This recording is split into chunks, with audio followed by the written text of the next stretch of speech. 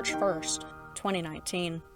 Virgil glanced up from his phone as a knock echoed through his room, so he slowly got to his feet and walked towards the door. Opening it, he wasn't surprised to be greeted by Patton's warm smile. Hey Virg, can you come downstairs for a bit? Sure. Stepping out into the corridor, he couldn't help but notice the way his friend fidgeted with the hoodie thrown around his shoulders. Is something wrong? No. He cast a glance down the stairs. Logan, Roman and I just want to talk with you a bit is all. The response left him wary. Had he done something wrong? Were the others now mad at him? Taking a deep breath, he decided it would be best to go ahead and resolve any issues, so he followed his cheerful counterpart to the first floor. As they reached the common room, he calmed somewhat from the laid-back demeanor that the others portrayed. Logic flipped aimlessly through a textbook, while Princey polished his sword. Still, they both put down their activities as the other two approached, taking their seats on the sofa. For a few moments, they all remained silent, leaving him to wonder if he really had done something wrong, or if he was once again overthinking things. Eventually, he worked up the nerve to speak. So you guys wanted to talk to me? Glances passed between them, but they must have come to some form of a decision, because the intellectual soon let his gaze rest on anxiety. This is a tricky topic to address, but since we have all been trying to understand one another better, something has left us curious for months. He had no idea where the conversation was going, but the sense of apprehension diminished slightly as he realized the others weren't angry with him. None of us mean any harm by this question, and we have discussed the best way to phrase it without offending you, and... I get the point, Specs. Just ask the question. The one in question rubbed the back of his neck nervously.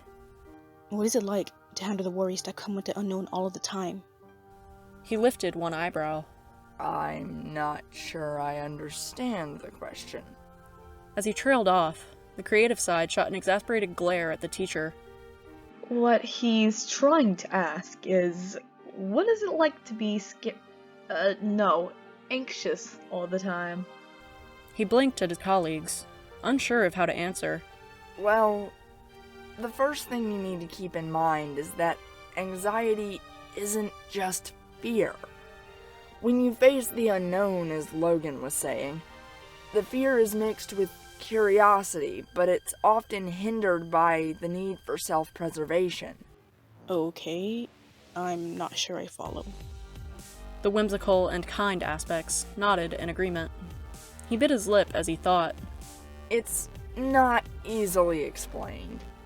The only word I know to describe it is anxiety. He thought over all the times he had fought with the very trait he embodied. When there's just fear from, say, a close call, there's a higher level of adrenaline dumped into your system all at once. When you have anxiety, there's just a low level in your system all the time, though it is higher than that of the average person. Judging from the looks he received, he wasn't doing a very good job at getting his point across. Okay, for example, Patton, you're afraid of spiders, right? His eyes grew wide. Not the creepy crawly death dealers. I'll take that as a yes. He trailed off, racking his mind for an analogy. So, when you see a spider or something like that, you feel scared, that is, fear. However, being worried every second of every day that you might see a spider is anxiety. Now apply that same worry of seeing a spider to everything in life, and you'll have a pretty good idea of how it feels to be anxious. Does that make sense? Slowly, the others shook their heads, forcing him to come up with a new way to try and explain. Over the course of the next hour, he tried countless ways to get the point across, but nothing seemed to work. He attempted making different cases for each of them, broadening the explanation and narrowing it, but nothing seemed to get through to them. He was becoming increasingly frustrated over how to get them to understand what he felt so regularly before an idea entered his mind. It was a devious and manipulative plan, but since just talking had failed him thus far, perhaps a demonstration would be necessary. The only thing that stayed him was the whole idea was tinged with the same mentality he'd had as a dark side. So, he decided to ask. Do you guys really want to know what it's like to be me? They all nodded profusely. and he wondered if they would be so quick to agree if they knew what they were getting into. Still, they had given their consent, so he would prove to them what it felt like to always be looking over your shoulder, to be on edge endlessly, and to consider everything to be a threat. He got to his feet, a small smirk lacing his features. Making his way back towards his room, he cast 2 words back to the others. Watch out. He was halfway up the stairs before the voice of the visionary facet reached him. What does that even mean? The fight-or-flight reflex waited until all 3 of his companions had their eyes locked on him to speak again. Just watch out. And with that, he walked out of their field of vision, though he could hear them discussing what he had meant by the phrase. When he got to his room, he began strategically laying out stage 1 of his ploy. Waiting. If this was going to work as he hoped, he was going to have to lure the others into a false sense of security before enacting the next stage. Thoughts that his actions were reminiscent of who he once was plagued his mind, but he managed to quell them by reminding himself that he wouldn't be hurting his family in any way. It took 3 days for the others to stop questioning him about his warning, but he knew that was just because they understood they weren't going to get anything out of him. No matter how quickly they stopped asking, he had already decided to wait a full week, so that the memory of his warning would be fading, but not completely gone. That being said, for the next 4 days, he just laid low and acted normal. Long after the others had gone to bed on the 7th night, Virgil had everything he needed to begin Phase 2, and since Logan was the deepest sleeper, he would be the first target. Silently, he put everything in place before moving to Patton's room and doing the same. They had been easy enough, but Roman was going to be difficult. He was almost as light of a sleeper as anxiety himself, but since the sleepwalking incidents a year or so back, he wondered if he could still be woken so easily. Roman stretched out an arm to shut off the incessant beeping of his alarm, but his hand didn't strike the hard plastic as he had expected. Instead, the sound of crumbling styrofoam blended with that of the clock. Rolling over, he finally opened his eyes, but he found it hard to believe what he was seeing. His normally pristine room, fit for a prince, was now buried in at least 3 feet of packing peanuts. Sitting up, he realized that there was no escaping the sea of small S-shaped pieces that covered every surface, including his bed. Briefly, he wondered how his corner of the Mind Palace had ended up in such a state, but his attention quickly returned to the beeping of his alarm. Digging through the styrofoam, he eventually uncovered his clock and cut off its piercing sound, leaving the room in silence, save for the settling of foam. Accepting his fate, he threw his covers back, sending packing peanuts everywhere, but as he stood, his foot intersected with something buried in the sea of greenish-white. Moving his hands around just below the surface, he found the top of what felt like a large sheet of cardboard. Turning it around revealed purple lettering that held one message: "Welcome to the Mind Palace Prank War. For more information, see Virgil." Now the imaginative character was even more confused. Of all of them, Virgil was the last person he expected to start playing pranks. Still, wanting both answers and his room returned to normal, he started for the door to confront the culprit. It wasn't until he stepped into the hall with a wave of foam that he realized the same joke had been played on both the logical and moral attributes, which elicited soft laughter from the one waiting for them in the corridor. What is the meaning of this? Logan appeared particularly angered by the joke. How am I supposed to get any work done when my desk is covered in packing peanuts? I don't know what you're so worked up about. This is fun. Patton threw handfuls of the stuff into the air. Look, it's snowing. Roman, on the other hand, merely trained his eyes on his negative counterpart, who wore a small smile that served to unnerve him. Once he obtained the attention of his 3 victims, Anxiety spoke with the slightest hint of amusement in his tone. Welcome to the Mind Palace Prank War. Logic appeared as confused as Princey had been. What is the purpose of such an activity? The one in question chuckled softly. You all wanted to know what it's like to be me, and since I couldn't get that across in words, I decided I would show you how it felt.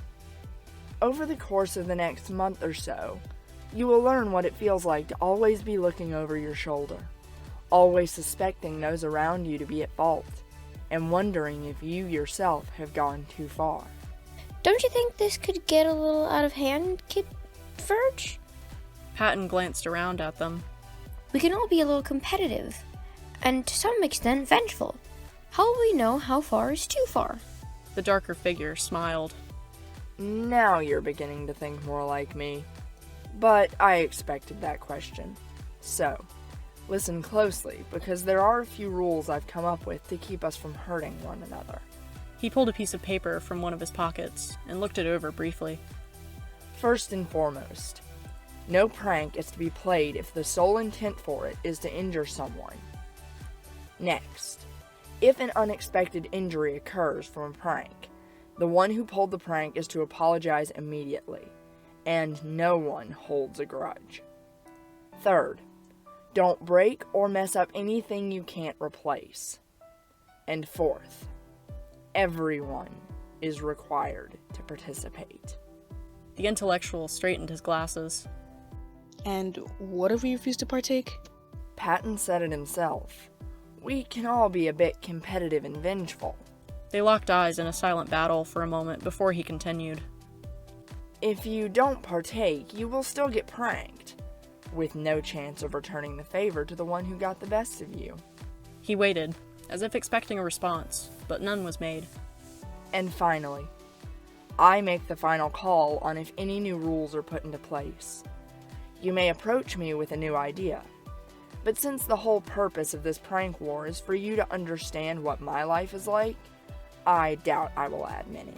The fanciful persona picked up a fistful of the packing peanuts, finally breaking the silence.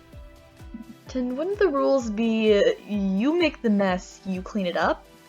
His friend appeared thoughtful for a moment.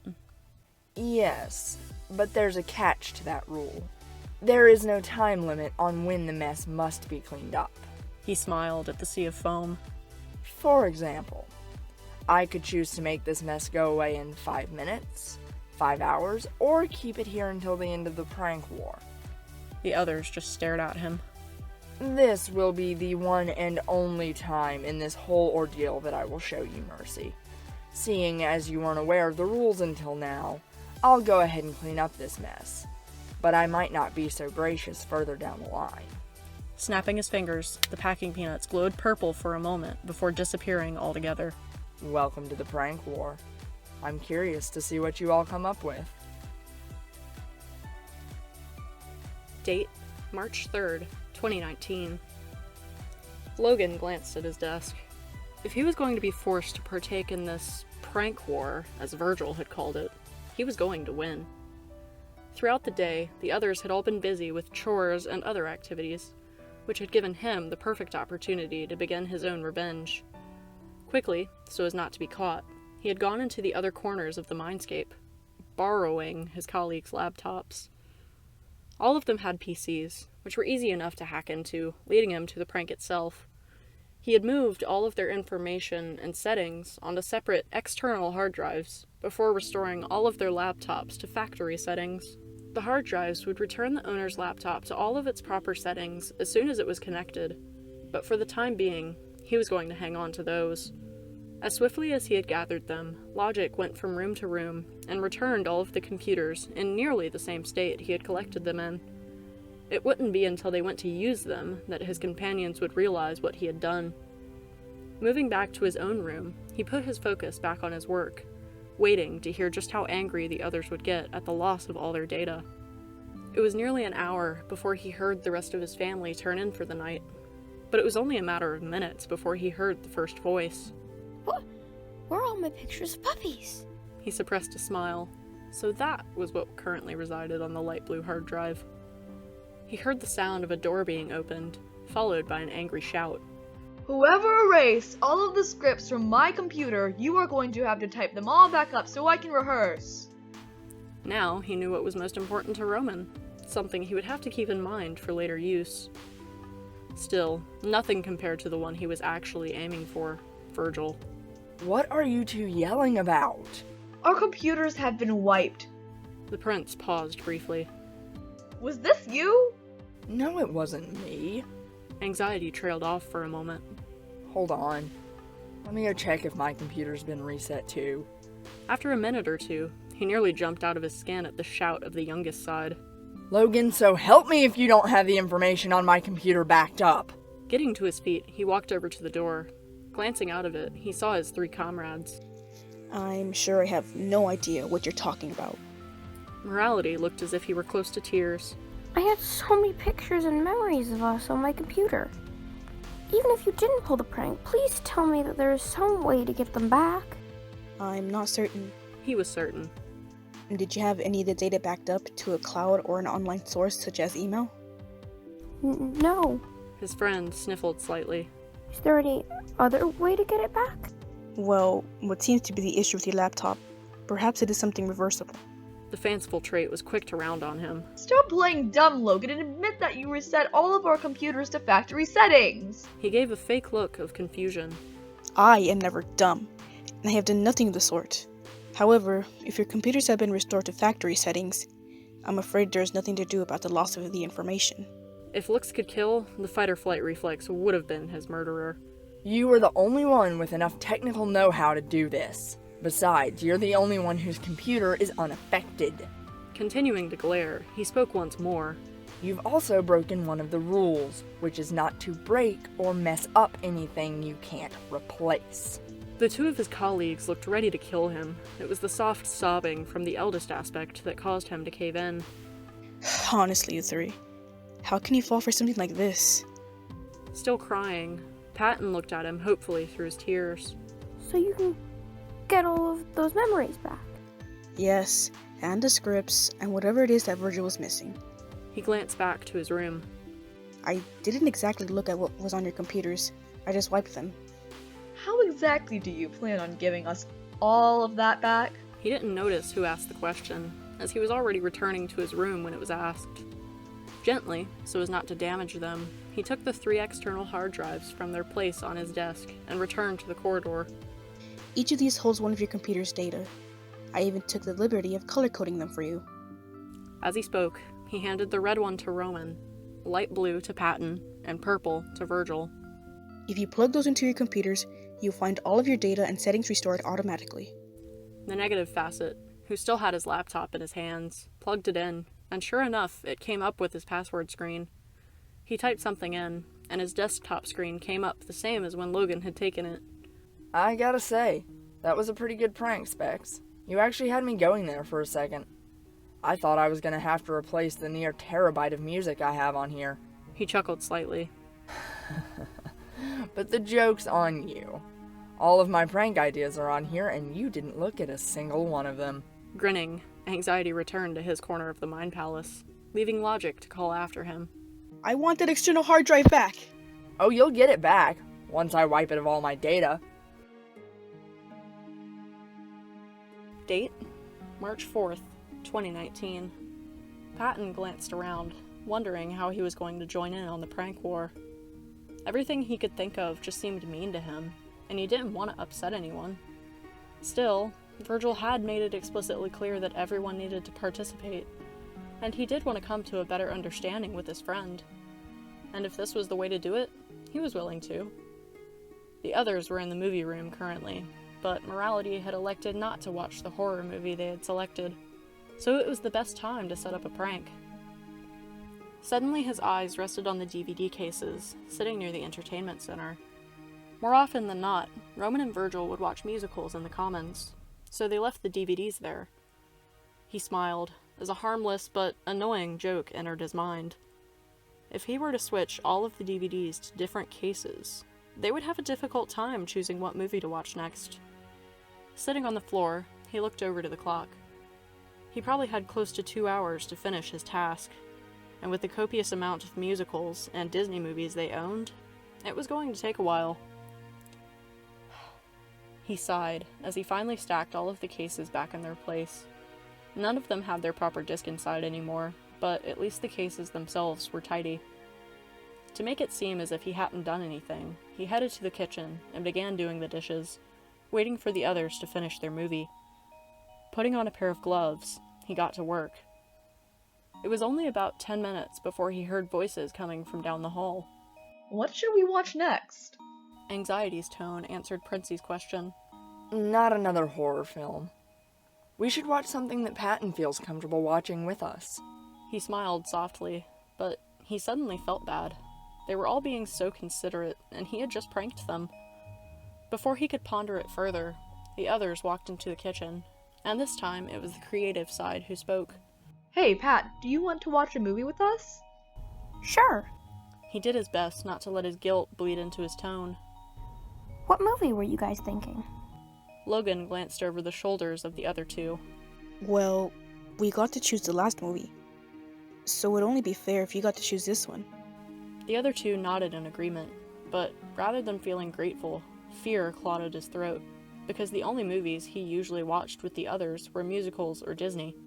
He merely shrugged, but the trait dressed in black and purple didn't seem convinced. You alright? You look a bit pale.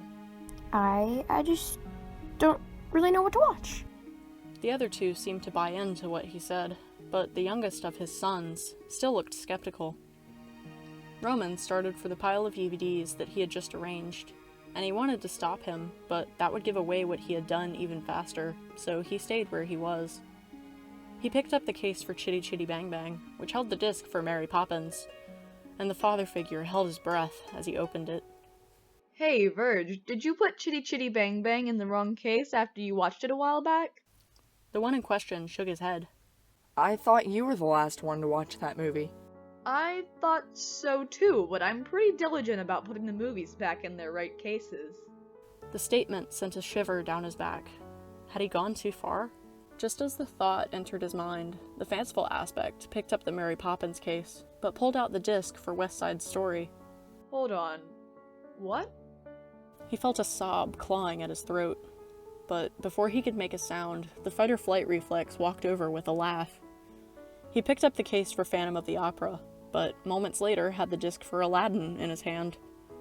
For a moment, he seemed too riddled with laughter to speak.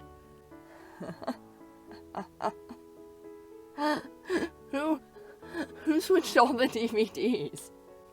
Realization dawned in the eyes of the one who was still digging through the cases. Oh, it's a prank. I thought I just really messed up in putting the movies away. The prince sat in the middle of a bunch of DVD cases, giggling, while Virgil, who was still laughing, turned to face the others. His expression dropped as his gaze rested on him, though.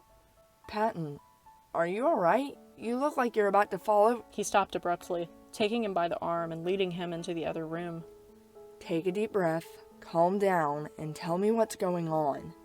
It wasn't until he spoke that the eldest Facet even realized he was shaking, but the other had been as poignant as ever, picking up on the small detail when even he hadn't. Anxiety put his hand on his shoulder as he sniffled. It was just a prank. I didn't mean to upset you guys. That's what this is about? He took a deep breath. Patton, let me ask you something. Did your prank hurt anyone? He shook his head slightly. Okay. Is your prank irreversible? He shook his head again. Then there's nothing to worry about. Both Roman and I found it funny. He choked back a sob. But Roman said... That's just because he was confused at first. That's normally the first reaction to most pranks. The darker character smiled at him. If you're still not convinced, this prank is nowhere near as mean as Logan returning all of our computers to factory settings. Are you sure? I know you well enough to know you didn't break any of the discs. So everything is fine. Morality didn't meet his gaze. Here, I'll prove it. He walked into the other room. Hey guys, what'd you think of the DVD prank? This was you? He could hear the whimsical attribute laughing. Good one, Virg. I wish I could take credit for it. Wait, it wasn't you?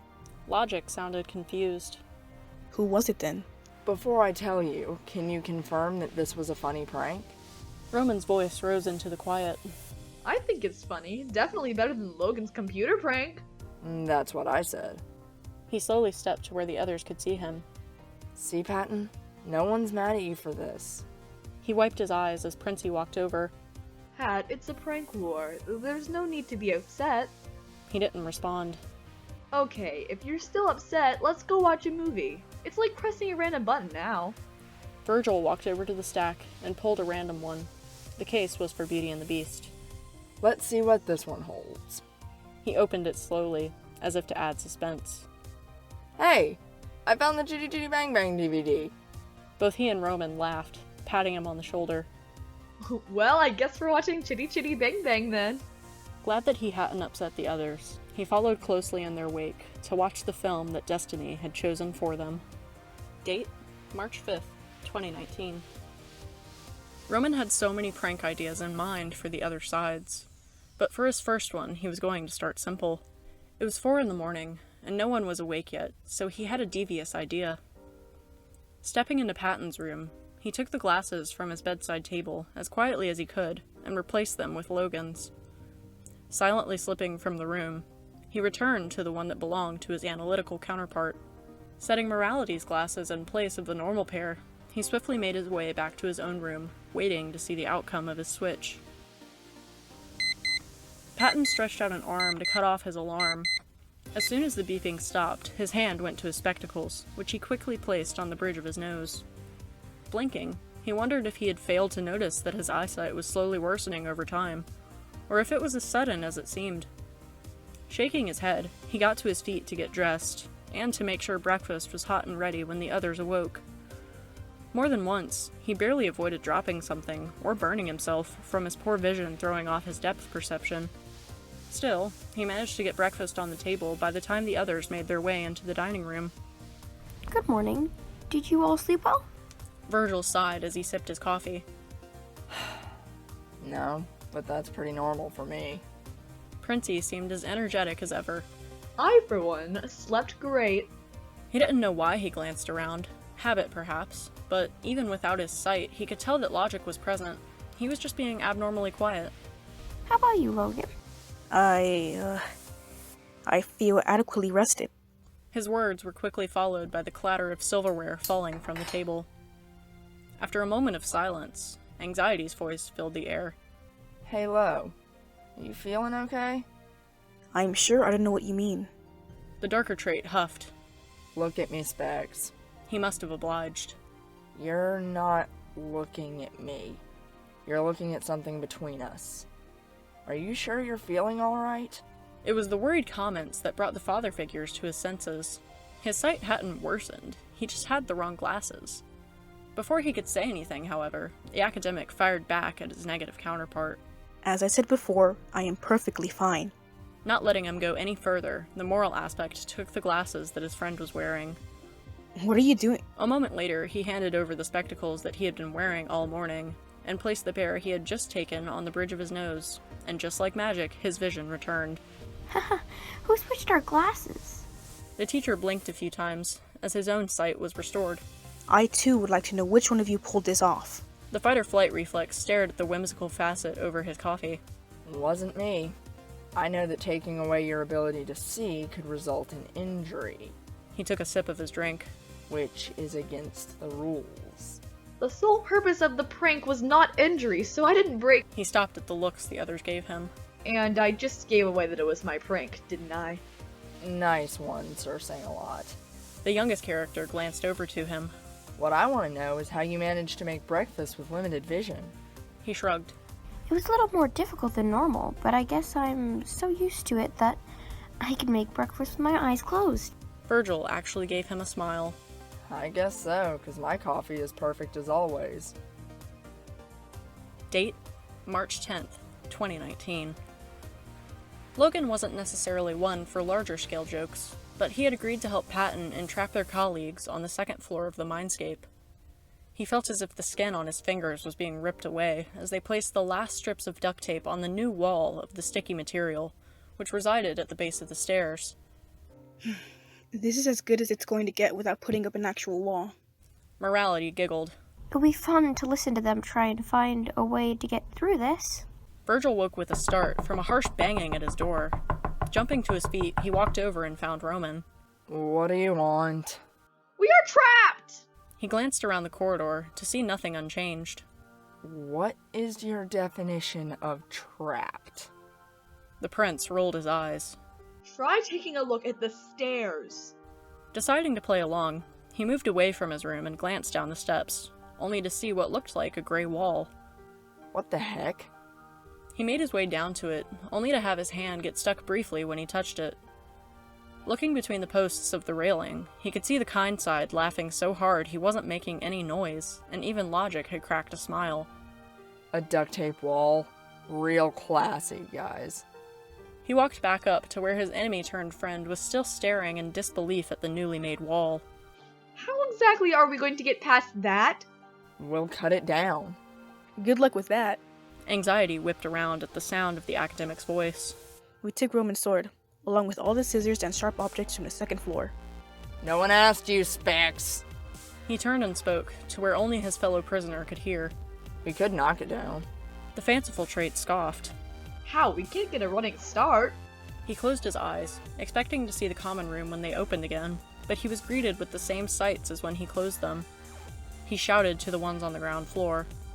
You took away my ability to teleport? Finally, the father figure spoke up. You're not getting out that easily. It was in that moment that he felt panic beginning to build in his chest, feeling as if the walls were closing in around him. He all but fell down the stairs as he felt a hand on his shoulders, but thankfully the same hand pulled him back. Virg, you okay? His breath was quick and raspy. I can't be trapped. The walls seemed to expand again as he noticed fingers in front of his face, snapping repeatedly, and he jolted around to face the whimsical aspect. It's just duct tape. We'll get out. It was another 10 minutes before he was able to fully gain his composure again, and even when he did, his main goal was still to find a way out. His companion was going through the rooms trying to find a pair of scissors that the other two might have missed, when the fight-or-flight reflex noticed a crucial detail. A large beanbag had been left at the base of the steps, more than likely from where the other two were completing the bottom of the duct tape wall. He knew he couldn't get a running start to slam through the wall, but there was another way to gain momentum. It was risky, especially since he couldn't calculate it all like Logan, and he knew Roman wouldn't do it, so he waited until he had entered another room. At which point, Virgil started at the far end of the corridor and got a running start.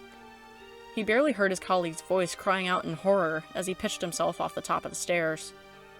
The air whistled past his ears before his right shoulder contacted the makeshift wall.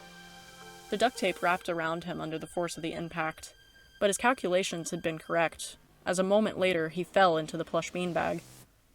The voices of the other two sounded blindsided as they realized their plan had been foiled, but they didn't know how yet. Pulling away some of the tape, he realized how disoriented he was from the fall as he saw two princes darting down the steps. What the hell? You could have died! Patton's worried tone joined the fray. Died? What happened?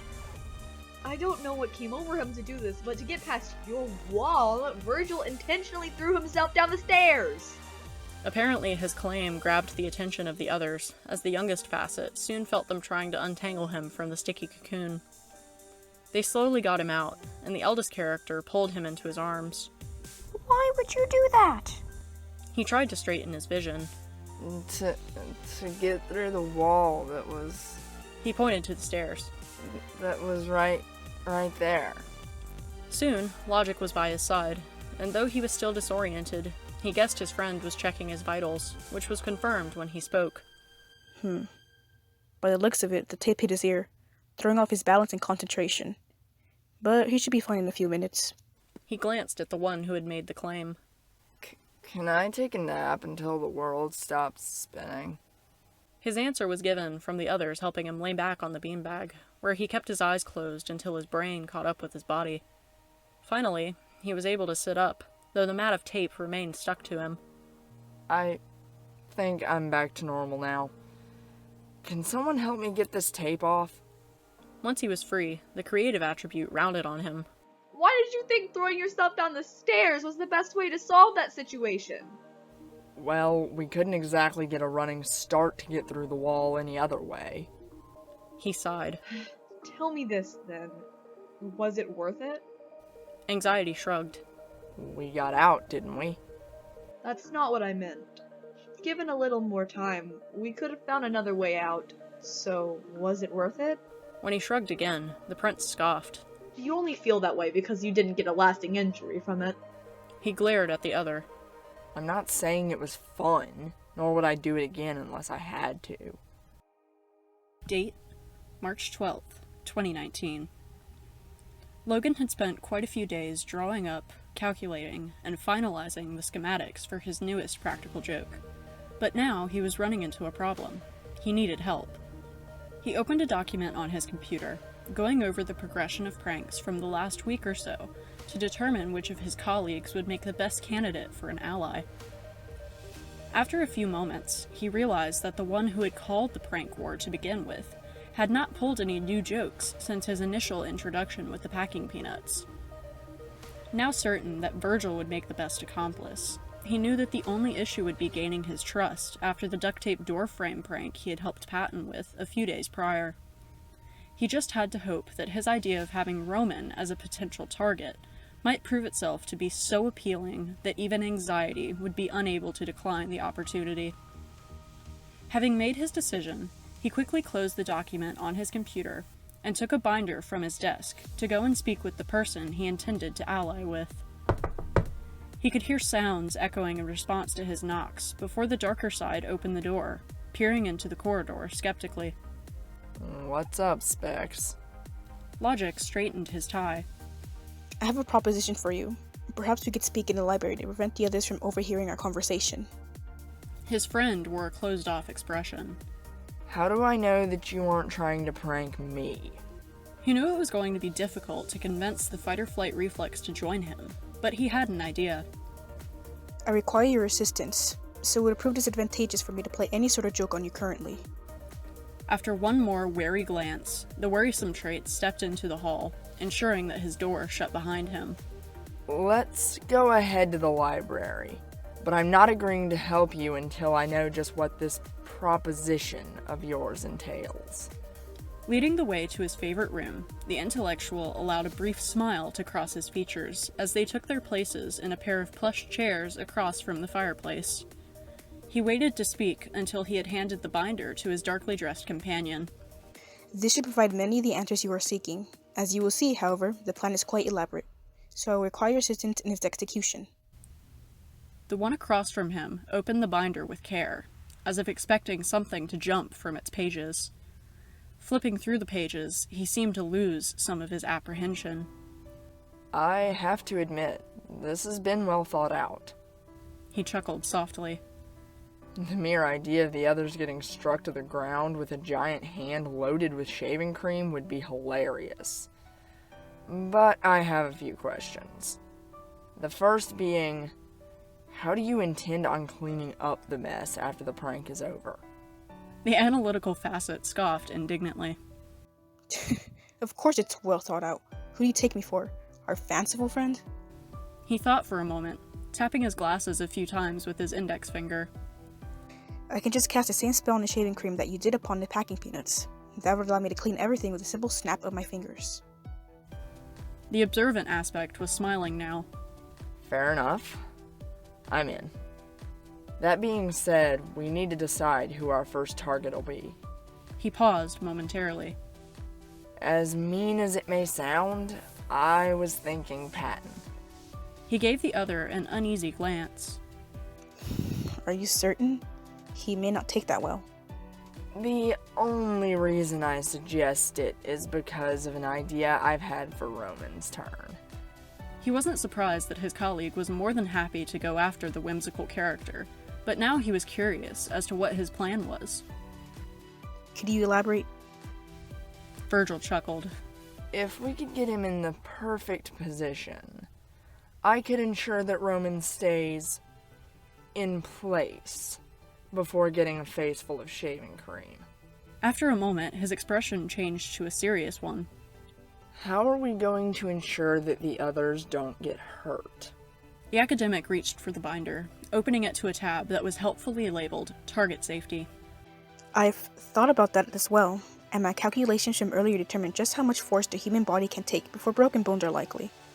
The hand is going to be at least 6 feet tall and 3 feet wide. To better disperse the force over the surface of the foam to decrease the probability of any injuries. He wanted to continue pontificating about the different forces needed to break various bones, and the differences in acceleration rates that he had calculated, but came to an abrupt halt as he caught sight of the glazed-over expression that his ally now wore. Taking a deep breath, he simplified his explanation a great deal. I have worked it out so that the hand is designed not to hurt anyone. Better? Anxiety nodded slowly, a smile creeping onto his lips. As long as we don't injure anyone, this could be fun. His eyes drifted to the binder in Logan's hands. I just had an idea. To lessen the blow that Patton will feel from being targeted first, we could use whipped cream instead of shaving cream to make the situation more fun for him. Then, to help him not feel so excluded, we could have him help us reload the hand with shaving cream for Roman. The teacher cast an odd look in his direction. You seem awfully contented with the idea of pranking Roman. May I ask why? The darker persona leaned back in his chair, the look in his eyes reminiscent of his old ways. I know that the two of us are on better terms with one another these days, which is why I specified in the rules that no grudges were to be held. That being said, this is a both fun and harmless way to get back at him for some past grievances. Logic was beginning to catch on to some of the undertones of their current situation. And knowing him, he probably sees this prank war of yours in a similar light. Exactly, so there'll be no hard feelings. The youngest embodiment glanced over to his companion. So, how do we intend on getting both Patton and Roman to the backyard separately for the prank? Well, Patton has a soft spot for Amaya, so I was thinking that we could tell him that he could assist you in teaching her a new trick. It would be one that would have to take place outside, which in turn would coerce him to join us in the backyard. He sighed. As for Roman, I am uncertain. The fight-or-flight reflex appeared thoughtful. I might be able to help you there. Roman's been hounding me endlessly to join him for karaoke, so I could easily convince him that I'd set something up outside once the hand has been reloaded. He chuckled once more. Which would put me in the perfect position to keep him in position for the prank. He nodded, unsure of what his negative counterpart had in mind. With all of that planned out, all that is left is for me to construct the foam and hand and the mat on which they are to land. He turned his attention to his watch briefly. The construction process would take me the better part of a day, then the testing process would take approximately 6 to 8 hours. Which means if I were to begin working within the next hour, we could have the prank set in motion by noon on the 14th. Works for me. But for the testing process, you're gonna need someone to test it on. He took a deep breath. And seeing as I'm your only ally, I guess I'm going to have to get slammed in the face a few times so we don't risk hurting the others. The factual attribute blinked at him in surprise, momentarily speechless. Yes, I suppose I would require some assistance in that regard. I would appreciate your help with that, Virgil. The one in question glanced at the clock over the mantel. No problem. Just let me know when you're ready to begin the tests. And try not to break my nose in the process. I shall do my best. Giving a small wave as a farewell to his accomplice, he headed out of the library, binder in hand, to begin work on their practical joke. Virgil was surprised to get a text from Logan so soon. Apparently his estimate for how long the construction of the hand would take wasn't quite right. Still, the sooner the hand was finished, the sooner the duo would be able to see their friends pranked with the contraption. Understanding that now meant he was going to have to partake in the testing process. He just hoped Logic's calculations were correct, and he wouldn't end up with a broken face. He hadn't said it, but the truth was, he had no idea what they were going to do with a giant foam hand once the joke was completed. Still, seeing as it was the intellectual's project, he would leave the aftermath up to him. Making sure the coast was clear, he made his way across the hall to his companion's room, preparing for what he was about to get himself into. When he walked in, he blinked in shock at what stood before him. It was a hand, but it was massive. It had to be at least 6 feet tall, and that wasn't accounting for any of the rigging or how high it was hoisted off the floor. It was clear that 5 poles made up the hand's skeleton, but layers of foam and padding added the muscle and flesh. He had no idea how heavy the thing was, but there was no doubt that it would be impossible to remain standing once hit by it. Apparently, the analytical side had come to the same conclusion, seeing as he had not only moved all of his furniture out the way, but he had put foam mats on both the floor and wall to keep anxiety safe during the testing process. Taking a deep breath, he simply turned to look at his ally, who pointed to a line of duct tape on the floor. Unless otherwise instructed, be sure that you are behind that line for every test. He moved over to the directed place. Just try your best not to break my nose with this thing. The academic rolled his eyes. Honestly, do you really think that I didn't take such possibilities into account? If you stay behind that line, you shall remain unharmed. The negative trait propped himself up on his arms, panting from the countless times he'd had the breath slammed from his lungs. Remind me again why I agreed to do this. The other ignored his question. Other than being winded, have you sustained any injuries from the 16th test? He awkwardly clambered to his feet, checking his body for any pain. The truth was, the teacher had done well in building the giant hand and making the mat to land on, as he was yet to be injured in any way. However, the process of being thrown across the room 16 times had left him a tad disoriented. I'm fine. Just a bit dizzy. The rational aspect nodded. That much is to be expected, seeing as the device is only meant to be used on a person once. Your disorientation is coming from the fluid in your ears being mixed from the multiple impacts and landing. Thankfully for you, though, that was the last test. He ran his hands down his face, trying to keep the world from spinning. Great. Can we wait to pull this prank until I'm not seeing double anymore? Date, March 14th, 2019. Both Virgil and Logan had spent the hours leading up to dawn, setting up and running final checks on their contraption. Walking back inside, they closed the blinds to the back door, concealing their plot until it would be ready that afternoon. The sides often stayed inside during the day, so it was highly unlikely that anyone would accidentally stumble across the colossal hand. The two who were in on the upcoming joke did well in concealing it, as the first part of their day went on as normal. Still, as the time drew closer, both Patton and Roman returned to their rooms for a while, leaving the others to finish setting up their prank. It took about 15 minutes, but they managed to empty about 30 containers of whipped cream onto the foam hand Logic had created. Surprisingly getting very little on themselves, with the prank now ready, Anxiety stepped onto the wooden platform which would be hoisted into the air by a forklift, ready to push the hand into their first victim. Both of the pranksters had made a point to have walkie-talkies so they could hear the conversation the others were having. Once the youngest side was in place, the analytical trait swiftly made his way back inside to retrieve their friend. There was a brief moment of silence before the device in his jacket pocket sounded. Hey kiddo, what's up? Apparently, Morality had answered his door, leading to a quick response. Virgil is currently in the backyard, and he requested that I ask if you would be willing to assist him in teaching Amaya a new agility trick. Of course. The words were swiftly followed by the soft sound of a door closing.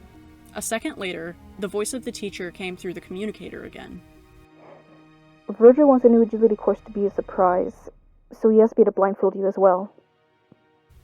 When the eldest aspect readily agreed, he felt a flash of guilt run down his spine. Their companion was so trusting, and they were about to betray that trust. He didn't have time to ponder his feelings as the door opened and Logan stepped out, guiding Patton, who now had one of the towels they would use to clean themselves off draped over his head. Can I look now? You can look in 3, 2, 1. Just as his accomplice said the last word, he took the towel off, and the negative character pushed the hand over the side. Its momentum almost pulled him off the platform, but he managed to right himself just as the mixture of foam and whipped cream knocked the kind facet from his feet. For a moment, there was nothing but silence, and he worried that even with all of the calculations and testing, that they had managed to hurt their colleague. After a second, laughter filled the air as the father figure sat up, wiping the white fluff from his eyes, sending a wave of relief through him. Is this whipped cream? When the two perpetrators nodded, the one in question ran his fingers across his face before beginning to eat the whipped cream that he had just been assaulted with. Helping him off the platform, Logan turned back to his emotional counterpart, clearly shocked by how well he had taken the joke. Would you be willing to help us load the hand with shaving cream so we can prick Roman as well? Sure. As he said the word, he retrieved one of the canisters from a box off to the side and began reloading the hand. It was another 15 minutes before they were ready to pull the prank again, but this time it would be Logic up on the platform. Swiftly, Virgil made his way inside with the other towel, ensuring that he didn't have any whipped or shaving cream on him as he headed to get their next victim. Knocking on the door, it was quickly opened to him. What's up, Hot Topic? Patton, Logan, and I have a surprise for you in the backyard. Princey appeared skeptical. This is a prank. I can feel it. Anxiety rolled his eyes, trying to act normal. Honestly, it's not. It's a surprise. I don't believe you. He sighed, lowering his tone as if someone were listening. Okay, just don't let the others know I told you this, because this was supposed to be a surprise. But we finally got a karaoke machine and wanted you to join us. His mission was a success, as his friend joined them in the corridor with wide eyes. Why didn't you say so? Let's go! Hold on. He caught up with the whimsical attribute at the top of the stairs. To help the others believe that I didn't tell you what's going on, let me blindfold you. He received a wary glance. And you promised there is a karaoke machine in the backyard? I promise. As he said the words, his companion missed him crossing his fingers behind his back. Still, he allowed the younger side to place the towel over his head and guide him through the mindscape. Once through the door, he cast his gaze up to Logan, mouthing a few words. I'm going to let him see the surprise a little early. He glanced back to the prince. Okay, you can see the surprise in 3, 2, He removed the blindfold. 1. His friend tried to scramble away from the oncoming hand, but Virgil had taken hold of the back of Roman's neck and actually pushed him forward into the foam. Sure, the darker attribute managed to get some of the white fluff on his arm in the process, but it was clear that he had gotten off far easier than his colleague. He lay on the foam mats, almost unrecognizable beneath the mix of whipped and shaving cream, and his hands were so covered that he couldn't even clear his eyes. Logic quickly jumped down from the platform. You didn't tell me that you were going to push him into it. That's added force that I didn't count for. It wasn't until the words were spoken that Anxiety realized what he had done. Patton, who was still mostly covered in fluff, himself gave Princey one of the towels. As the shaving cream was wiped away, it became very apparent that one of the metal rods which made the hand's skeleton had hit his bottom lip, promptly splitting it. He rushed to his friend's side, realizing he had broken one of his own rules. You okay, Sir Sing-a-Lot? He was quiet as he wiped away some of the shaving cream and blood, quickly looking up at him. I will be, but per your rules, you owe me an apology. Virgil glanced at the giant hand. The prank was actually Logan's, but seeing as I pushed you into it, I am sorry you got hurt, Roman. He hadn't realized how difficult it would be for him to say the words, but the thought was dashed as he met the gaze of the fanciful trait. Apology accepted. But you two better watch out, because I will be going easy on you after this. Date, March 17th, 2019. Roman knew exactly who his target was going to be, and unlike Logan, he wasn't going to try and prank all of them. Just Virgil. He had somehow managed to rig 2 buckets to dump their contents onto the person who stepped under them, by pulling a rope that he had run back to his own room. The trick was elaborate for him, but it would serve its purpose, especially considering that the sides would soon be going to film a video with Thomas. Waiting in his place with the door just barely open, he waited in silence for his moment. Both Logan and Patton had already gone downstairs, but his victim was yet to join them.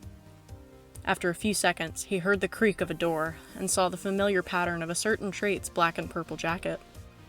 Pulling the rope, the first bucket dumped craft glue all over Anxiety, who did exactly as he'd hoped, and moved back ever so slightly from the shock, where the second bucket tipped, covering him in bright pink and silver glitter.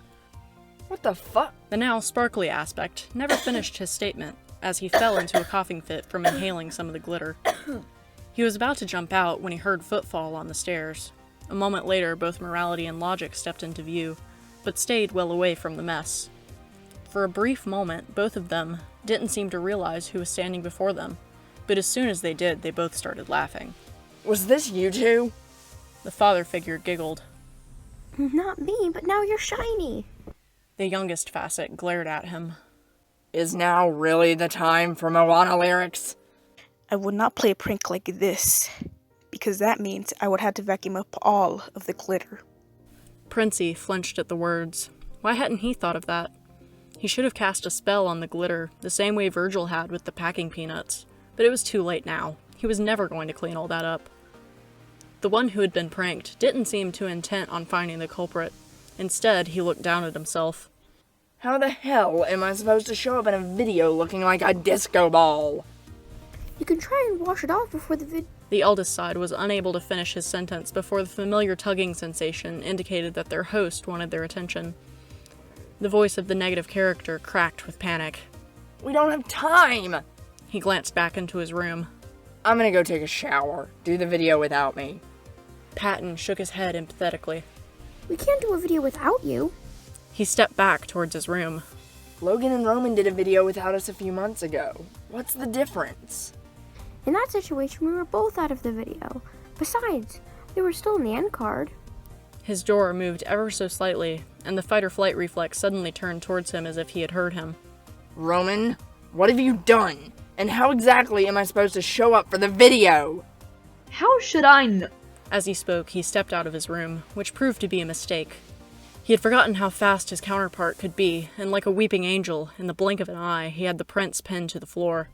For a moment he feared the other may strike him, but he stood with the same speed and seemed contented. It looks like your shining prank has backfired. As he scrambled to his hands, he saw pink glitter rain from his own hair, and felt the stickiness of glue on his hands. Of course, anxiety hadn't been trying to hurt him. Instead, by tackling him, he had covered him in nearly as much glue and sparkles. If I have to go to this video looking like a kindergartner's craft project, so do you. Virgil held the gaze of his colleague as he forcibly teleported all four of them into the real world. His friend was visibly offended, but he didn't have time to consider it before Thomas spoke. Hey guys, what the heck happened to you two? His gaze flickered between himself and the creative attribute. Roman decided to dump glue and glitter all over me, so I took a page from Patton's book and tackle-hugged him. Vengeance is sweet. Their host turned to face Princey. So, why exactly did you cover Virgil in glitter? Well, we're in the middle of a... If we tell you, you have to join in. He swiftly cut logic off, enacting a rule he had come up with after pondering whether or not Thomas would ever notice their pranks. The online personality gazed at all of them skeptically, but the darker character didn't miss the smirk he wore. I'm not covered in pink glitter because I want to be. So, do you want to join or not? He took a deep breath. If it will get me an explanation as to why you two have been doused in sparkles, I'll join. Something told him that the YouTuber had no idea what he was getting himself into, but he was in it now. Before I explain what happened to me in Princey, I'll say this. Welcome to the prank war. Prank war. Wait, what? They all chuckled at Thomas's look of horror, and one by one took turns explaining the rules, reasons, and intentions of the prank war. Finally, anxiety met his gaze. That all being said, you are required to participate, and anyone else who is told about the prank war is also required to participate. He smiled lightly. So you might as well go ahead and tell Joan and Talyn. Wait, why? Judging by how immense our jokes have been so far, I seriously doubt you're going to be able to take part in all of this without them knowing. Besides, they're smart and creative.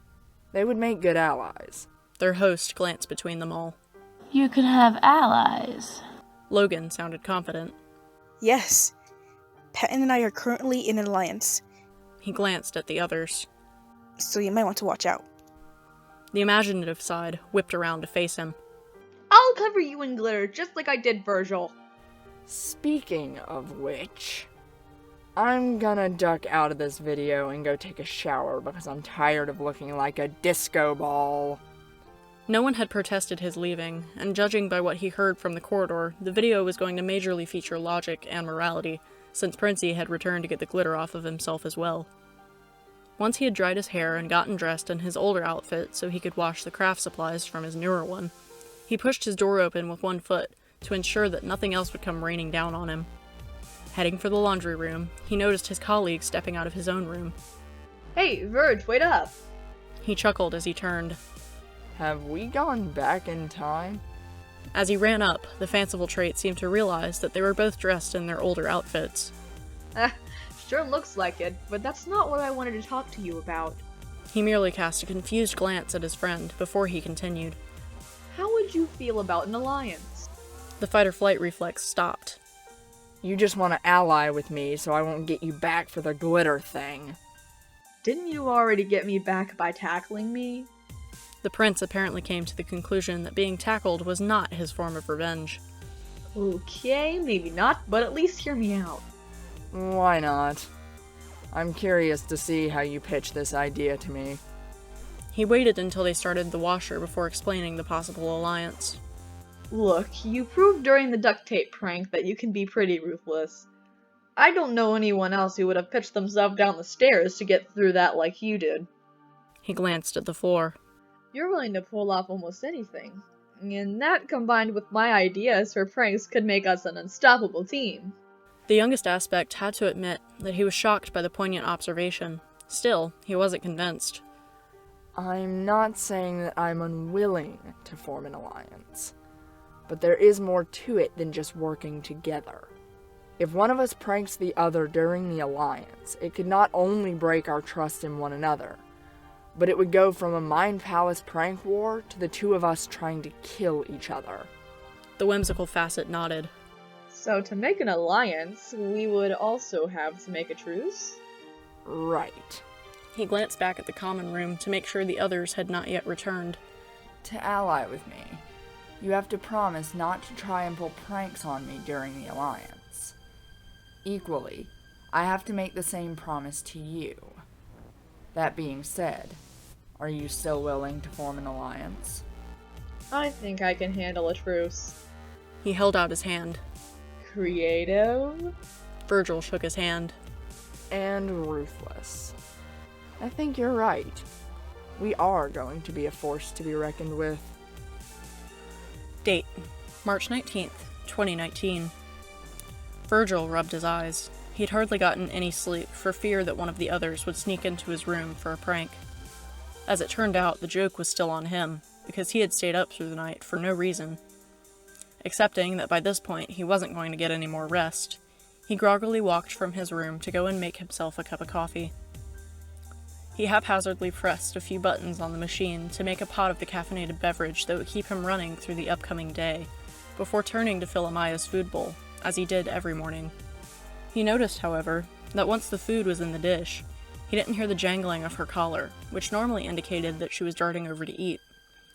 A few moments later, though, his sleep-deprived brain was barely able to take in what he was seeing, as a streak of bright green flashed across the floor before settling at the bowl he had just filled. After a second, he realized that the lime green floof sitting before him was his normally elegant, black kitten. Amaya?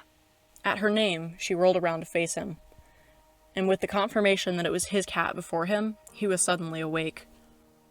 What the hell happened to you? Allowing her to return to her breakfast, the fight-or-flight reflex stormed back up the stairs. It wasn't even 5 in the morning, but he didn't care. He slammed his hands on each of the others' doors. Roman, Logan, Patton, get out here now! He could hear disgruntled noises coming from beyond the thresholds, but he didn't relent, continuing to knock and shout until the others appeared from their corners of the Mind Palace. Logic was the first to speak, his glasses off-kilter. Ha ha. Really funny prank to wake us up so early. Was there a point to this one hot topic, or do you just want us all to be as sleep-deprived as you are? Princey clearly didn't take well to the literal rude awakening. He glared at all of them. Fess up now, and I will go easy on you for the next prank. Morality gave him a concerned glance. Well, I don't even know what the prank was, so it wasn't me. He didn't know if his belief in the statement came from the kind nature of his counterpart or his unabashed love for animals. I must concur with Patton. I don't know what the prank is either, so I can't say that it was me. I've set a couple up around the mindscape, so if you set one of them off, I apologize. No. This wasn't a prank that could just be set off by a tripwire or something. This was premeditated. So I'll ask this. He let his piercing gaze sweep over them. Which one of you had the gall to turn Amaya green? They all gave him a genuine look of shock, but it was the creative side who piped up. It certainly wasn't me. You care more about that cat than you do yourself. I wouldn't do anything to her for fear of my own safety. Plus, we're in an alliance. As he finished, the patter of paws on the stairs drew their attention, and soon a lime green Amaya poked her head around Virgil's ankles, clearly drawn from the sound of her name. Amaya, sweetie, what happened to you? The father figure seemed horrified at the prospect of dyeing the poor animal's fur, and judging by the looks in the eyes of the others, they felt the same. Suddenly, he felt both bad and enraged. As it turned out, none of his colleagues had touched the cat, but rather his host. Not saying a word, he sank out of the mind palace and into the real world. He was hardly aware that the others had swiftly followed him as he made his way up the darkened staircase, rapping his knuckles endlessly on one of the doors. This time a voice quickly followed the action. Who's in my house? The sides. So get downstairs now. Not giving the online personality a chance to protest, he turned on his heel and marched back down the steps to his place with the others. Pray tell, what is going on? He turned to face the intellectual who had apparently straightened his glasses. He didn't have a chance to explain before Thomas began stumbling down the stairs. Guys, it's 4:30 in the morning. Could this not have waited a few more hours? The cheerful trait glanced over to him, obviously trying to somewhat diffuse the situation. We're here because Amaya has been turned green. The YouTuber glanced around at them. Okay, so you caught on to the prank. Again, why couldn't this have waited a few more hours? Anxiety rounded on him. Because my normally elegant and somewhat edgy black cat is now bright green. Suddenly, their host's eyes grew wide. Hold on. Did you say your cat? He merely nodded in response. Oh, I thought the cat was Patton's and he would find the prank funny. He finally dared to meet the gaze of the negative aspect. I wouldn't have dyed her green if I'd known she was yours. He gritted his teeth. Okay. Even if I forgive you for turning her green, here's what I want to know. What did you do with her collar? I took it off of her so I wouldn't get dye on it. He glanced back up the steps. I must have left it on the bathroom counter. I'll go get it. He stood, but before walking to find the trinket, he looked to Thomas in confusion.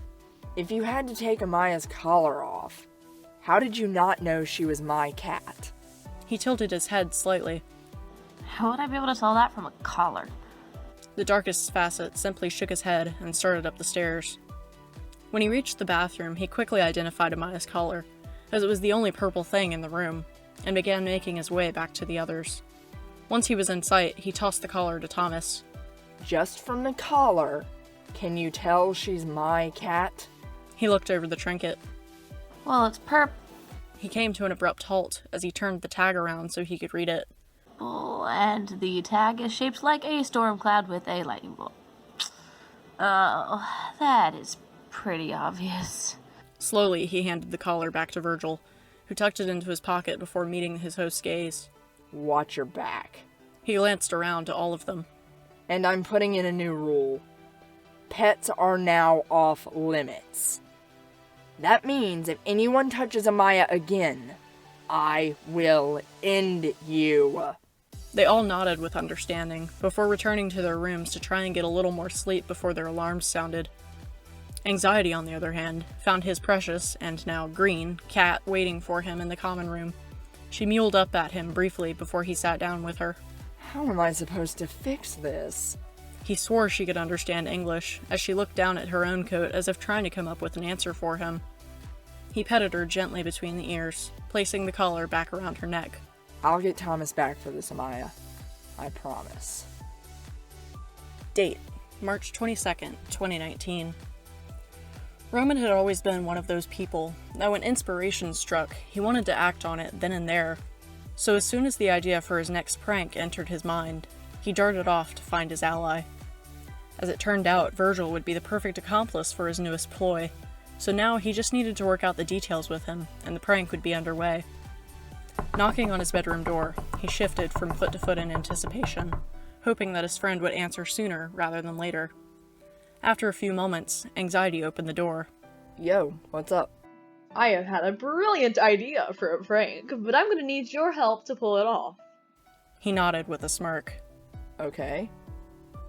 Well, I know for a fact that Patton and Logan are in their rooms, so let's go down to the commons and talk there. Once they were in the common room, the darker side just sat down on one of the sofas and looked at him, clearly waiting for an explanation. Okay, so this prank is going to get everyone. He lifted an eyebrow. Define everyone. Patton, Logan, Thomas, Joan, and Talyn. Okay. You've caught my interest. He glanced over to the stairs briefly. So, what's the plan? I bought 12 remote-controlled alarm clocks, and this is where you come in. You can teleport, so I need you to go into everyone's rooms and hide 3 alarms in each room, along with the camera. The fight-or-flight reflex just nodded, waiting for him to continue. Once they are all in place, we will wait in a hidden location and set off the alarms one by one, all while recording their reactions on the hidden cameras. It shocked him that his colleague actually smiled. Okay. When are the alarms going to go off? I want the others to have time to just barely fall asleep between them, so I propose that we do it like this. We set off one for the first target, when they turn it off, we go to the next target, and by the time we get through everyone, the first target will be asleep again, so we hit them again. He had to stop, so he wouldn't start laughing. Ideally, by the end of the night, we will have gotten everyone 3 times. I'm down for that. But here's what I'm going to need you to do. I need you to distract the others one at a time, so I can sneak into their rooms and hide the alarms. He glanced at the stairs again, as if worried someone would overhear. I'll remember where I hid them all and tell you when we reconvene. He paused for a moment. The hardest is going to be Thomas, Joan, and Talyn, because we have to distract them in the real world. I have an idea.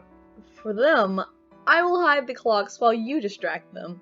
He was given an odd look, but the plan was clear in his mind. You use your teleportation skill to show up outside the front door, then you take the form of Valerie or Jamal.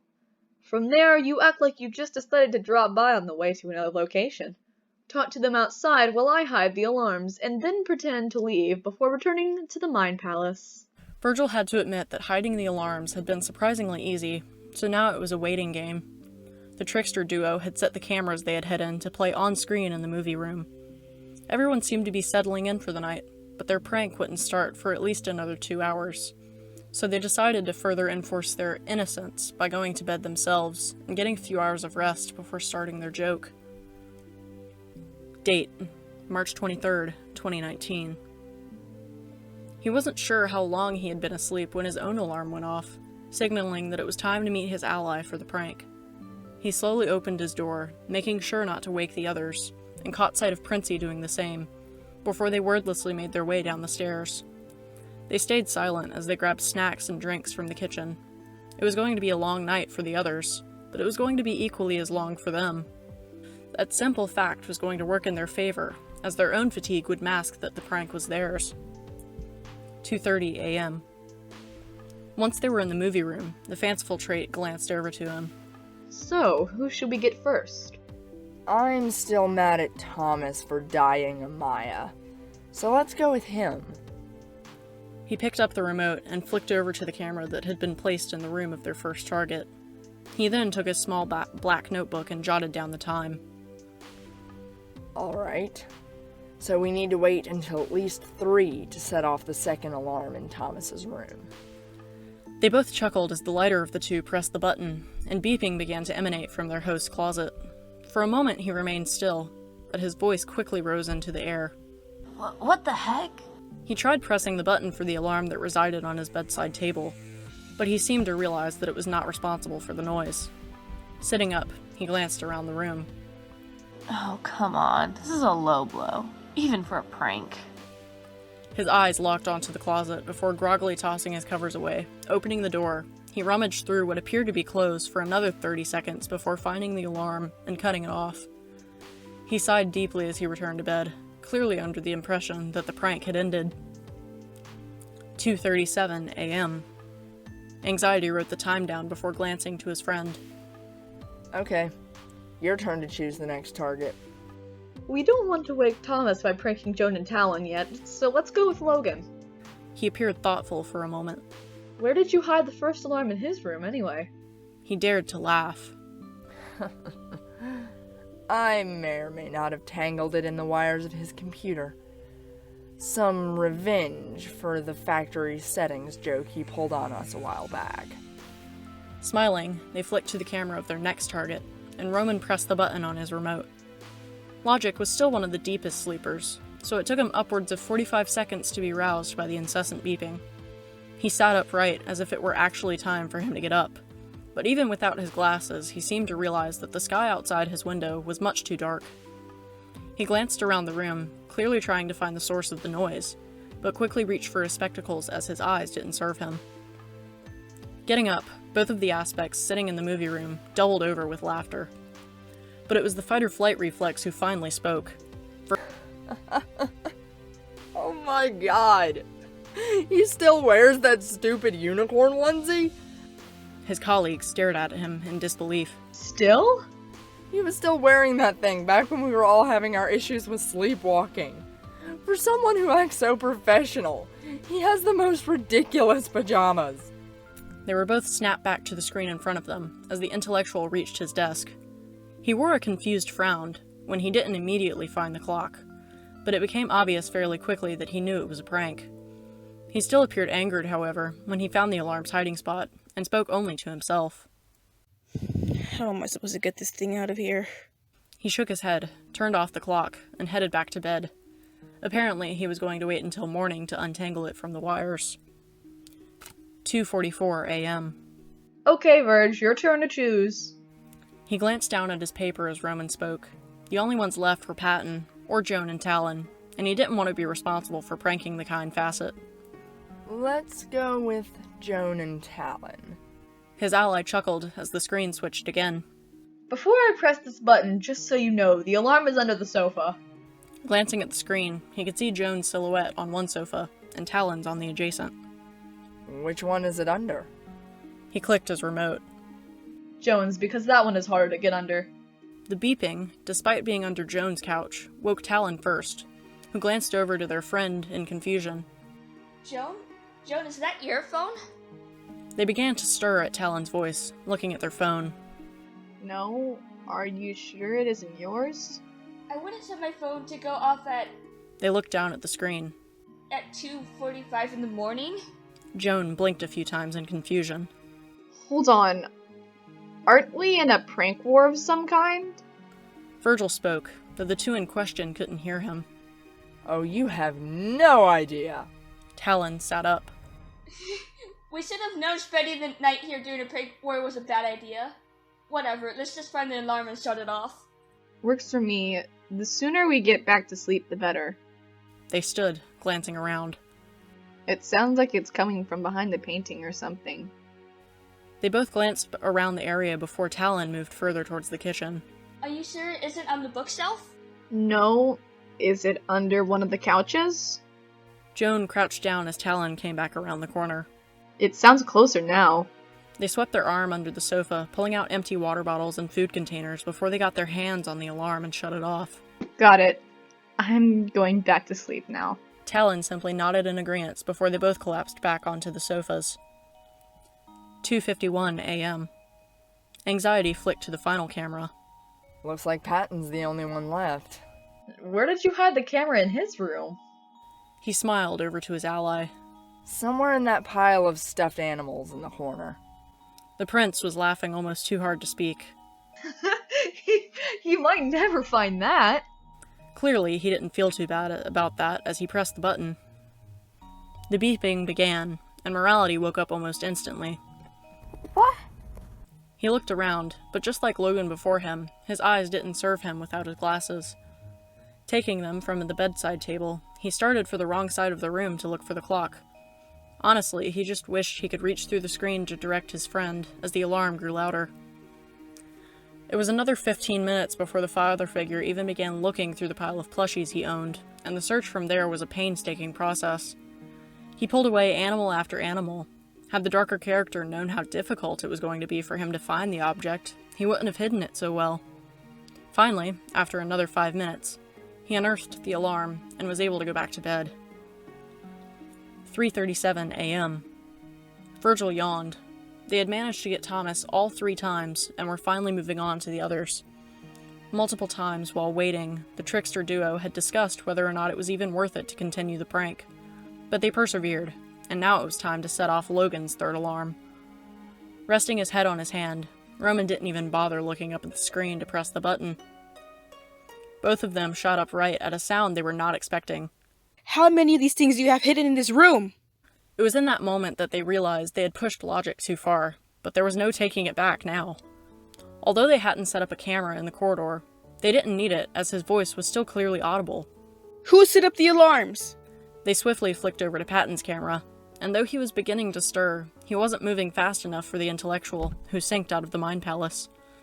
Flipping to Joan and Talyn's camera, they could just barely watch him walk into view. Did you two set up the alarm clocks? They both looked over, clearly as annoyed as he was, but it was Talyn who spoke. No, we've already found 2. One under the sofa, the other one behind the blinds. Go ask Thomas. Not waiting for a response, they flipped over and the teacher stormed up the stairs.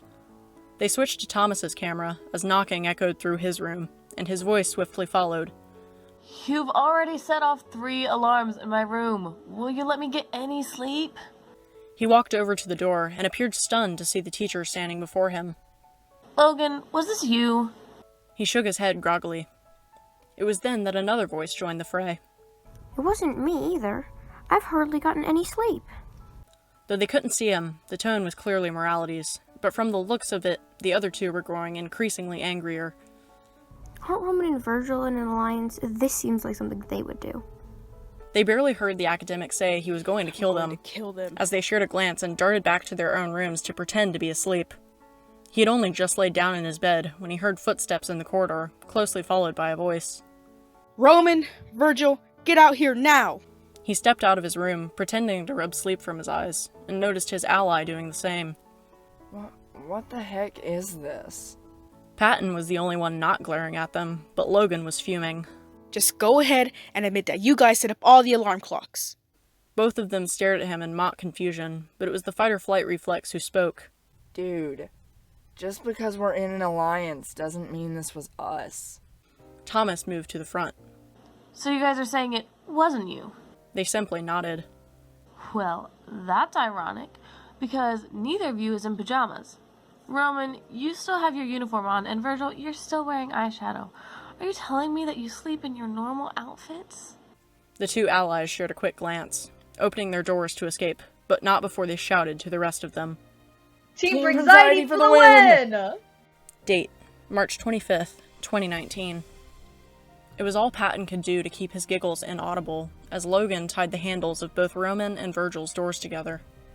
Their rooms were directly across the hall from one another, and since they were yet to wake up, it left them as targets.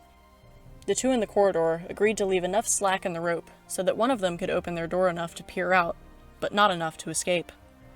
As soon as he had finished, Logic walked back over to him quietly. So, how are we going to get them to take notice at the same time? Like this. He took a deep breath, allowing his voice to break with fake fear. Roman, Virgil, help! Logan fell down the stairs. The pair waited in silence, listening to the panicked sounds which echoed from both rooms. And a moment later, with a loud bang, both doors opened about 2 inches before the momentum slammed them both shut again. After a brief second of fighting, Anxiety came out victorious and peered into the hall. What the fuck? Having let his guard down, Princey jerked the door open. What's going on? Another slam sounded. You almost took off my fingers. You almost took off my head! Is Logan okay? Is he though? The one in question suppressed a smile, as Morality gasped for air. I'm fine. You two, on the other hand, need to find a way out. You expect You expect me to work with Princey? The father figure managed to speak through his laughter. You're in an alliance. This will be a bonding exercise. This could end our alliance. Forget that! We're going to end each other! Let me speak, Sir Sing-Along. Let me speak for- You took away my ability to teleport again? The intellectual finally allowed himself a smile. You didn't think we would let you out that easily, did you? The youngest manifestation sounded both shocked and enraged. Stop taking away my abilities and... Great, now even Virgil's freaky teleport skills can't get us out of here. Who are you calling freaky? The prince seemed to be growing increasingly frustrated. Can we just have a proper conversation? And how do you propose we do that? Stop closing the door in each other's faces! Well, how else are we supposed to talk? The second eldest glanced over to him. Should we leave them? He glanced at the arguing duo. Are you sure they won't hurt each other? I doubt it. And even if they do, according to Virgil's rules, if they do, all we have to do is apologize for the injury. He turned towards the stairs. That being said, let's go make breakfast. Virgil watched as Patton and Logan headed for the stairs. Where are you two going? As he growled the last word, he heard Roman's muffled voice calling out a similar query, and he was beginning to rethink his alliance. Jerking the door, he shouted partially to his trapped friend, but to the ones who were now walking away. How are we supposed to get out? Damn it, Roman! Knowing that both of them would insist on being the first to get out, the fight-or-flight reflex swung his door open, wedging it in place with a chair. He smirked, untying the rope from his handle and listening to the imaginative trait curse from where he was being held. Eventually, he got it off, and through the crack of his own threshold, he watched his friend slam his door, which hit him across the nose. Ow! What did you do that for? He merely gazed at the prince as he moved the chair and stepped into the corridor. What? Get us out? The other glared at him for a moment before seeming to realize that he was no longer trapped. Oh. We are so getting revenge for that one! He paused, gazing at his ally. I might have an idea, if you're willing to go through with it. He chuckled. Well, I am the ruthless one. So, what's your plan? Date, March 28th, 2019. Virgil yawned silently. It was nearly 3 o'clock in the morning, but he and Roman had decided that they would surrender their sleep for another prank. Angled towards Logan, it was a bit of revenge for having locked the two of them in their rooms by tying the doors together. The fight-or-flight reflex wondered if this specific joke would result in their deaths, but they were committed to it now. Noiselessly, the prince took the last 2 jars of Crofters jam from the cabinet and placed them in one of the boxes on the floor. When he stood once more, his voice was barely audible. How many of these things are there? Anxiety looked over the boxes, matching his low tone. I counted 72 jars. He never knew anyone could love fruit spread as much as Logic did, but here they were. Shaking off the thoughts, he turned back to his ally. Come on, let's get these out of here before anyone notices us. It took 3 trips for the two of them to get all the boxes up to the attic, somewhere no one would look for the missing condiment containers. Once they were in place, however, all they had to do was reseal the attic and wait until Patton called them all down to breakfast. Bidding one another good night, the whimsical and observant sides returned to their rooms for the rest of the night to try and get some sleep. Roman was already dressed when a familiar knocking at his door told him that breakfast was ready. So with a stretch, he made his way out to the corridor. A moment later, his accomplice stepped out of his room as well. They shared a devious smile before heading for the stairs. The instant they got to the first floor, Morality's cheerful voice chimed from the kitchen. Good morning, how are your nights? The trait dressed in black and purple moved to take a sip of his coffee, leaving the creative aspect to answer. I stayed up late rehearsing, but other than that, I had a good night. The father figure gave him a smile, before turning to his darker counterpart. How about you, Virg? The one in question took another sip of his drink before responding. My night was pretty normal, so I'm good. Roman was about to ask how Patton's night had been when Logan appeared on the stairs. Morning all. Virgil gave his 2-fingered salute as a response, but the ethical facet quickly spoke once more. How was your night, kiddo? My night was satisfactory. Logic took his seat at the table before continuing. What have you made for breakfast? Pancakes. The creative and anxious attributes shared a quick glance, but in that short moment, they seemed to agree that things were about to go down, and that was putting it nicely. The analyst was quick to get up from his chair, walking into the kitchen with an air of confidence, which evaporated the moment he opened the cabinet. His confusion seemed to grow as he opened each cupboard and drawer until no item was left unturned. He was quick to turn to the other three, though, his eyes glittering with fury, and his voice a low growl of anger. What happened to the Crofters? Roman was the first to speak, his acting skills coming in clutch. Is it not in the kitchen? Logan leveled the prince's gaze. None of it is. Virgil was the next who dared to speak. Is it possible that you just ate it all? He shook his head, prompting Patton to jump in despite being as clueless as Logic. Have you started sleepwalking again? Both the factual and negative sides shook their heads, but it was the prior who spoke. Even if I were, it would be impossible for me to eat 72 jars of Crofters in one night. He glared at each of them in turn. So I will ask this once, and once only. Who took all the Crofters? When his question yielded no responses, he spoke with even more venom. If no one answers, then you will all wish that the foam hand was the largest prank I could come up with. The moral trait appeared shaken. Well, I know this much. It wasn't me. Logan whipped around to look at the two of them. Are you trying to ruin every time of day? He crossed his arms, making him look even more like an angry professor. First, you deprive us all of sleep, and now you destroy breakfast by taking the closest thing I will ever have to joy? His voice grew scarily quiet. Where is the Crofters? Fess up now, or pay the price.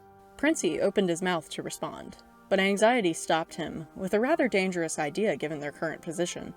Technically, we don't have to tell you. What? Virgil held the gaze of his logical counterpart.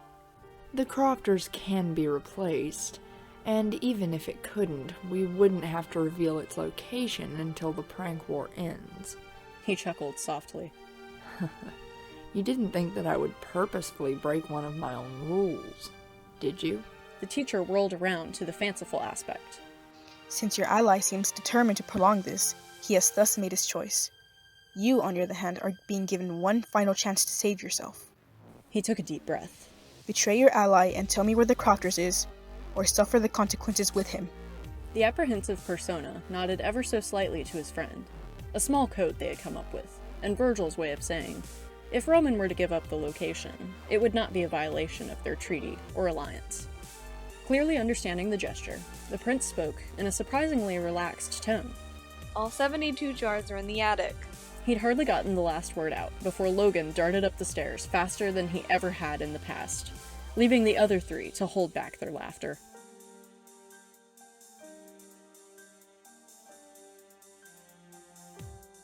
Date, March 30th, 2019.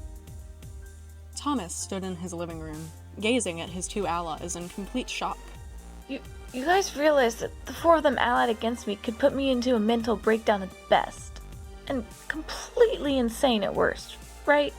Joan simply shrugged. Then just blame it on us. We did come up with the idea after all. Talyn's tone followed theirs closely. Besides, this will be fun. Yeah, but if they... Joan and Talyn shared a smile, but it was the latter who spoke. And it's not against any of Virgil's rules. But it'll be... Just watch out the bottles, and if it won't make you feel better, leave a note saying it was from us. The online personality threw his hands into the air. But they'll know I had something to do with it. They know I'm the only one who can enter the Mind Palace. Joan looked unconvinced. Something tells me that Patton and Logan will know not to shoot the messenger. Talyn quickly added their own reassurances. And if anyone can get Roman and Virgil to see Sedge, it's those two. They paused, looking thoughtful for a moment. And would it making your life harder make theirs harder as well? Didn't they all switch places once to fix something like that? Thomas had to admit that they both had valid arguments. Okay, fine. But when they come looking for the culprit, I am not taking the blame for this one. Especially not after the mistake I made with Amaya. He glanced over the two of them. Just be warned, you've never seen Virgil truly angry. They both shrugged. Well, there's a first time for everything. The YouTuber sighed. I really hope you guys know what you're getting yourselves into. Not giving them another chance to speak, he took the bottles from the table nearby and synced into the mindscape. What the fuck? Virgil's eyes were glued to his reflection, as his normally brown and purple hair was now hot pink. For a moment, he wondered how his hair had managed to become so disgustingly vibrant when he saw his shampoo out of the corner of his eye. Finally turning away from the mirror, he strode over and picked up the object. It wasn't filled with the normal soap he used, but instead, a bright pink mixture he had managed to miss. Hair dye. Throwing the bottle in the trash out of frustration, his voice came out as a low growl. First Amaya, and now this. Why did I call on this godforsaken prank war? His eyes had returned to his reflection, but his brooding was cut short by Roman's angered tone echoing from the corridor beyond his room. Why do I look like an emo nightmare? Realizing that he hadn't been the sole target of the prank, anxiety accepted his fate and stepped into the hallway, prompting his ally to gasp in horror. I suppose there are worse colors than black. You think? I must concur with Virgil despite our opposed standing at the current moment. I would much prefer black to... this. Both of them stared wide-eyed at Logan, whose normally well-kept brown hair was now both frizzy and ginger, clearly not reacting well to the dye. You look like Annie! The fight-or-flight reflex glared at his friend.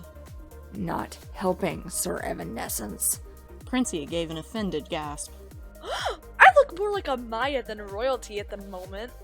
Actually, I think I look more like Amaya right now. They all whipped around to see the same lime green coloration to Patton's hair as his pet's fur. The whimsical side looked at each of them.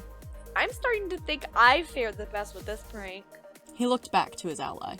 I take it back. Sir Evanescence is fine.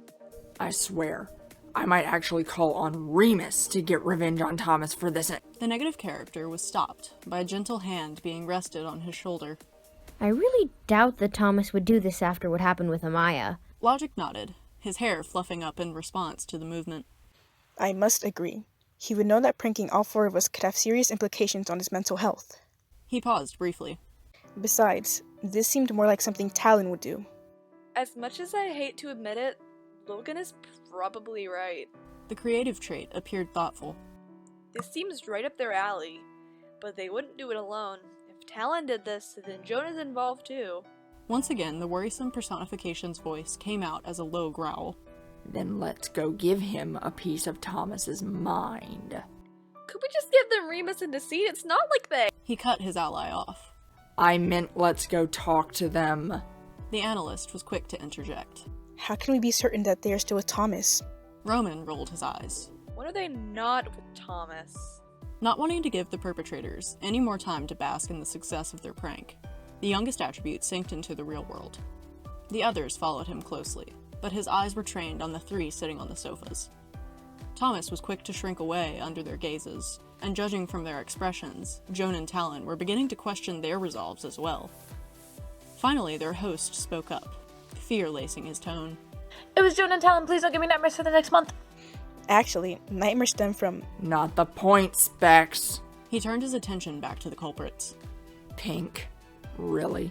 Talyn finally met his gaze. It's about time we got you back for the alarm clock prank. Technically speaking, Patton and I were also the targets of that prank. So why involve us as well? Joan turned to face Logan, doing their best to stifle their giggles. We were getting revenge on Roman and Virgil. As for you two, we just wanted to get to you before you could get to us. Virgil tilted his head down, and even with his bright pink hair, he was well aware that his ability to intimidate others had gone nowhere. The two who had pulled off the practical joke shrank away from him the same way Thomas had only moments ago. Trust me when I say, you two are going to regret this. Date, April 2nd, 2019. Even though Logan felt that the current prank the sides were pulling was just plain petty, he was willing to do just about anything to get back at Joan and Talyn for ruining his hair. Once again, the pair were spending the night with Thomas. but the three of them had left to go visit with some other friends, leaving an opportunity for the sides to get some revenge. That being the case, Logic was currently helping the others wrap all of the items Joan and Talyn had left behind with plastic wrap. The joke was so simplistic due to the lack of time he and the other traits had had to brainstorm before choosing which prank to pull. They had swiftly gotten to work, already having wrapped everything from phone chargers to cameras, and so much cling wrap that each item was twice its original size. They were just finishing up when they heard the telltale click of the front door being unlocked. So the aspects of Thomas's personality merely stood up, awaiting the reactions of their victims. Sure enough, the three walked in with wide eyes, but Joan was the first to acknowledge the joke verbally, rushing over and grabbing their beanie. Marco! What did they do to you?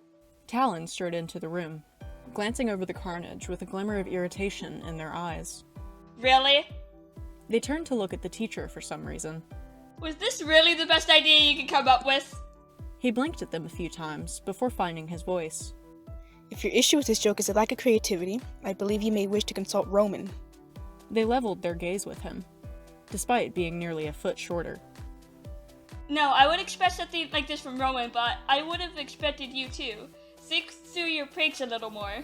They giggled slightly. Especially considering the fact that you fared the worst from a little hair dye excursion. The analyst straightened his glasses, well aware that the others had tuned in to their conversation.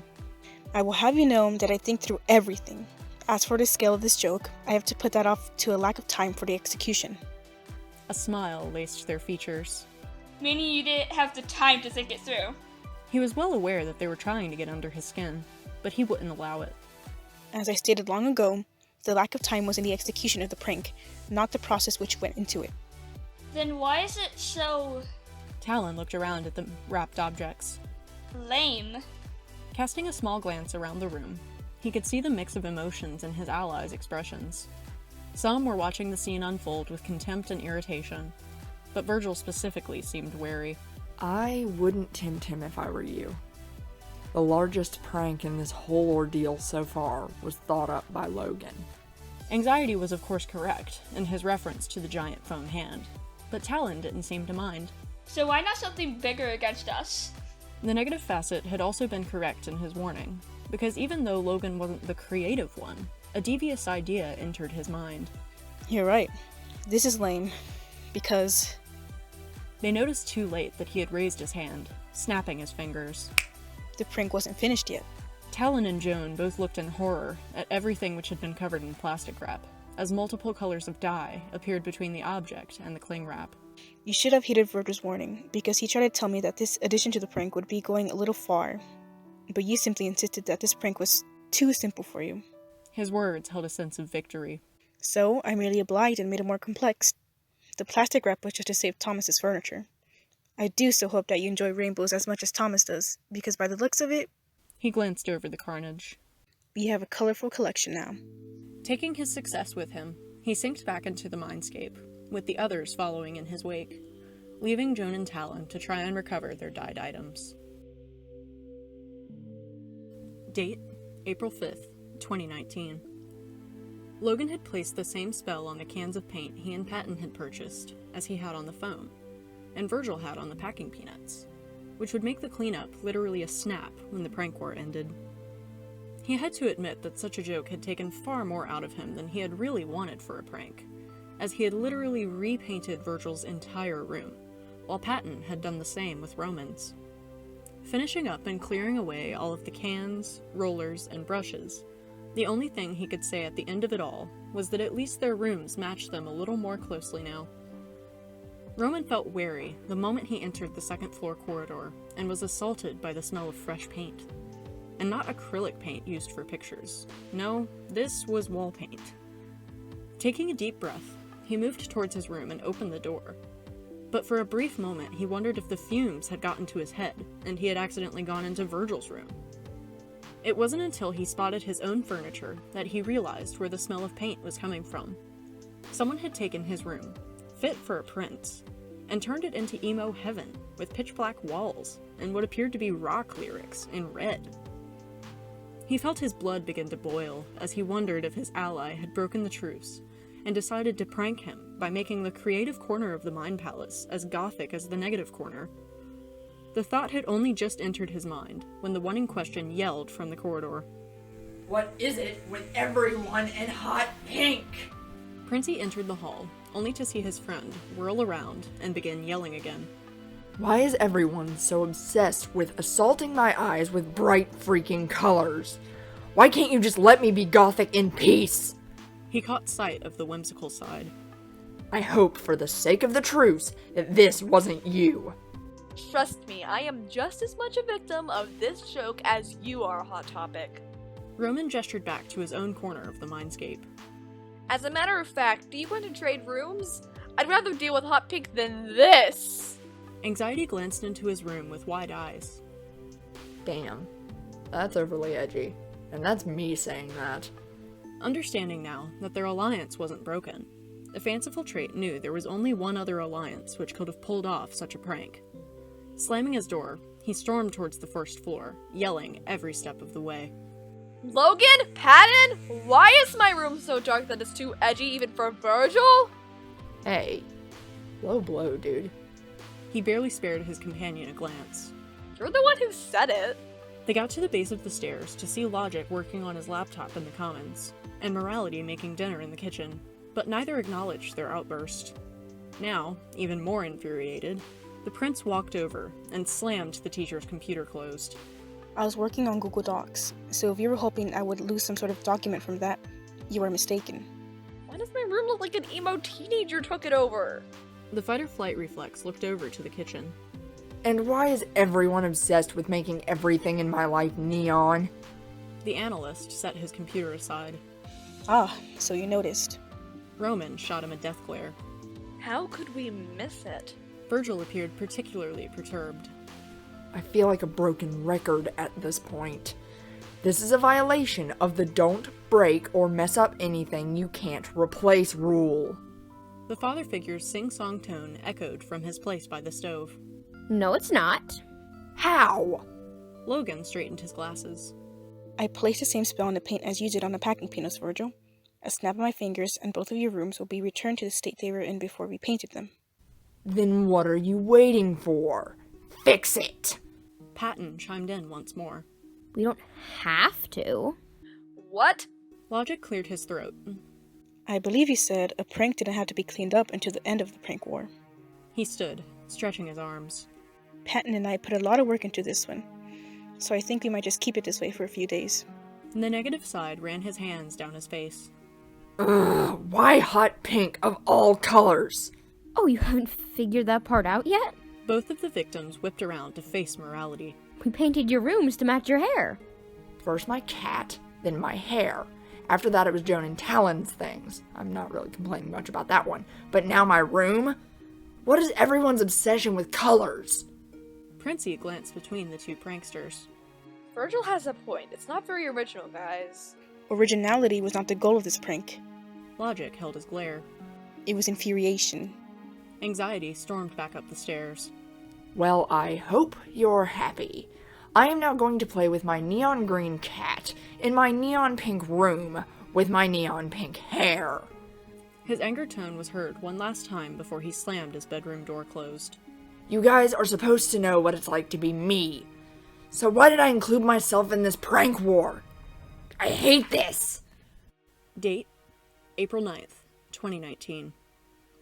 Virgil sighed as he walked out of his room.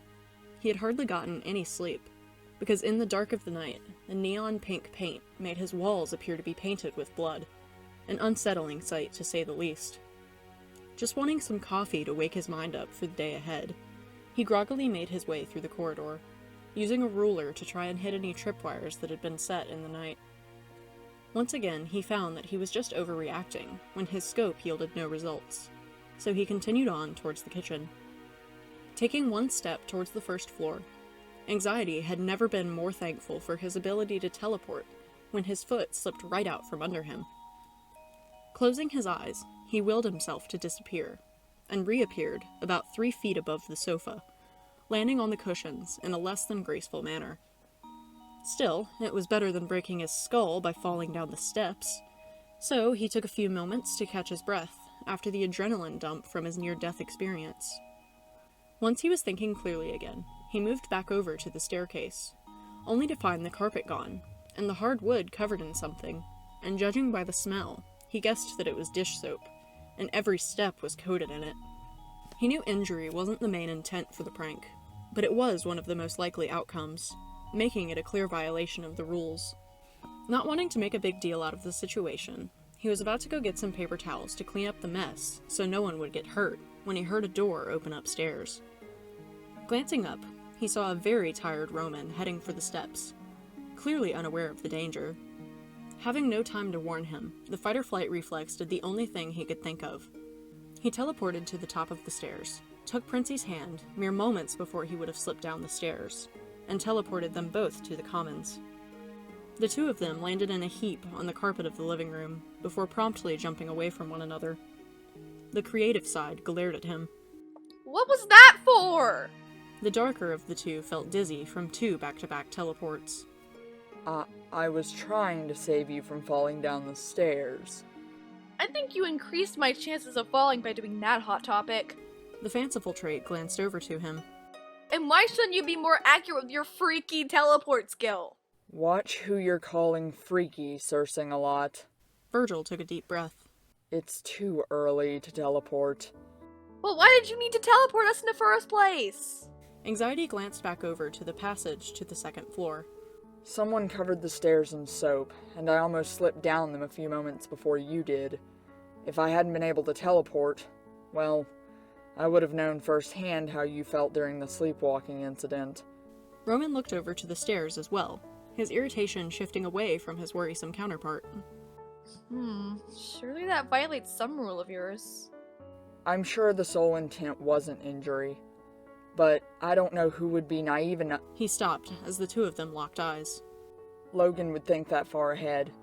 Joan and Talyn can't enter the Mind Palace, and Thomas relies too much on object permanence to remove the carpet like that. Anxiety and Princey spoke in unison. It was Patton. The latter looked over to him.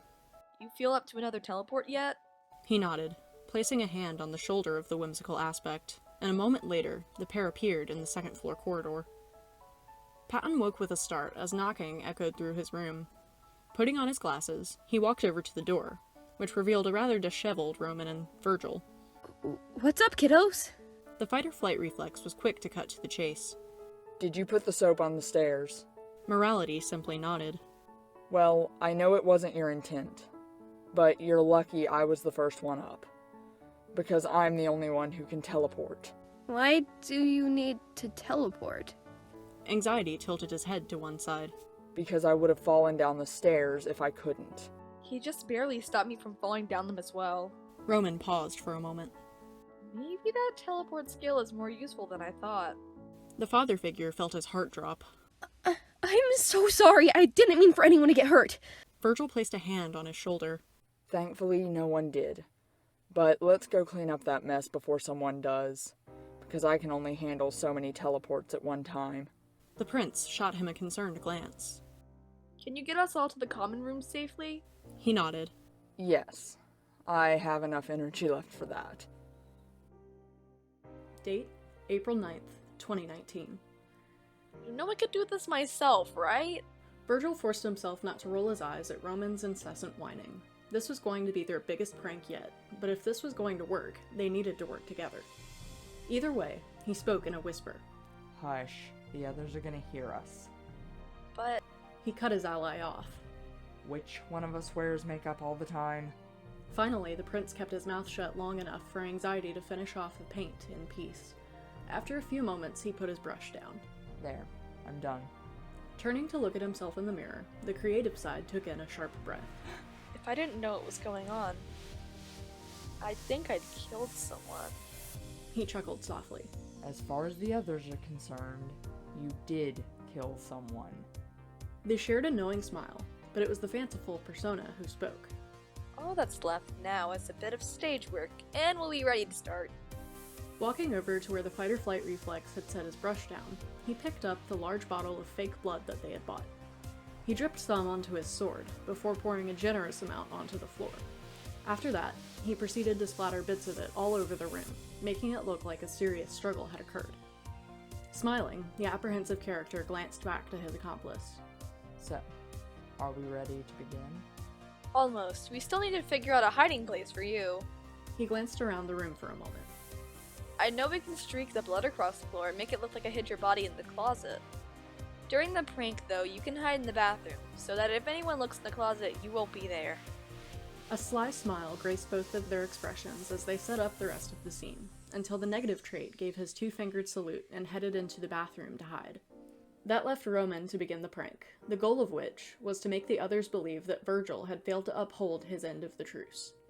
An argument had ensued, which had escalated to the point of violence, leading him into a blackout moment of rage, in which he had accidentally slain his former ally. Now with the stage set, it was just a matter of getting the others to take notice, and since they wanted them to find out one at a time, knocking wouldn't do. Instead, he pulled his phone from his pocket to call for aid from their first real victim, Patton. Dialing the number into his phone, he was thankful for his copious years of acting experience. They would be sorely needed in the event to come. Hello? He let his voice rise as a panicked whisper. Patton, I need your help. I really messed up. Help me. What's wrong, kiddo? Judging by his tone, Morality really believed that there was something amiss. He allowed his voice to crack a few times for effect. Just come into my room. Don't tell anyone else. I really messed up, Pat. Okay, I'll be there soon. Please hurry. Princey hung up the phone to hear snickering coming from the bathroom. Shh, dead people don't laugh, Hot Topic. After a moment, the giggling ceased, and it wasn't long before the father figure rushed in, but he didn't yet see the blood. What's wrong, son? He led his friend further into the room, gesturing to the red goo smeared all over the floor. What do I do? The ethical trait's voice shook with fear. Is that blood? Keep your voice down. You can't tell anyone. His colleague looked horrified. What happened? Why is there blood everywhere? How? Shh. He placed his hands in front of him, trying to get the other to quiet down. Stop yelling. You can't tell anyone about this. What happened? For the time being, Patton lowered his voice. Are you okay? Huh? Oh, yeah, I'm fine. It's Virgil. The usually cheery aspect appeared almost sick with fear. Then we need to call 911 or Thomas or something. I don't know. No. We can't tell anyone. What about Logan? Is he home? Roman shook his head. I don't know. Maybe. But you can't tell him. Morality stepped back, away from the blood. We have to tell somebody. No. Yes. His friend yelled now. Logan, come here, help! No, stop! Don't tell him! Do not tell Logan! He pretended to be short of breath. Just come here! He led the eldest Bassett closer to the crime scene, speaking at the speed of light. Virgil and I came here to discuss prank ideas when he broke the truce. He broke the alliance, and everything was fine, but then he pushed me, so I pushed him back, then one thing led to another, and I blacked out and woke up to see my sword covered in blood! Sword? Roman, we have to tell someone. Patton was almost shaking now. We need to call 911 or something. No, don't! Logan, help! Stop! Lower your voice! Stop! No, we need to call someone. No, just help me! No! We can't handle this alone. Morality turned back towards the door. Logan, come on now! Please just stop! Seriously, we need to call 911 now. Virgil can go to the hospital as Thomas again. His words were accompanied by the sound of a door opening, but it wasn't the one to the bathroom. Logan, look! No! Get out! As he said the words, he attempted to guide logic back out, but he had already seen the carnage and pushed back. Get out now! Patton sounded even more panicked than before. Logan, there's blood and Virgil, and I don't know what to do. Leave! Get out! The intellectual took hold of Princey's arm with a surprisingly strong grip to stop the shoving. No, just go! It's Virgil and... Logan had placed himself between him and Patton. It's Virgil? No, it's not Virgil! Yes, call 911! No! Where's Virgil? Logic gestured for everyone to stop. Hold on for a moment. He turned to face the fanciful attribute. Where is Virgil? When he stayed silent, the analyst spoke more firmly. Roman, where is Virgil?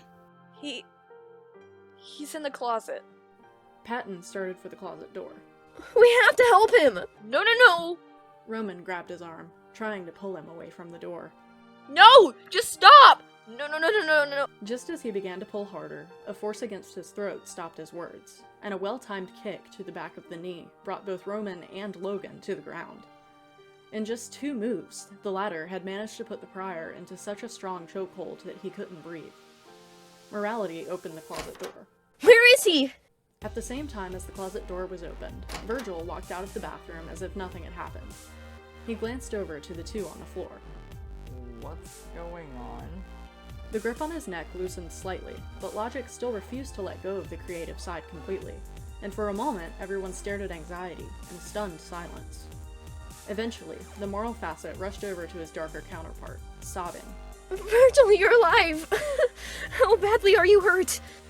He rested a hand on Patton's shoulder. I'm not. All of this is just an act. Princey pushed Logic's arms off of his shoulders and scrambled away, panting. You were killing me! I couldn't breathe!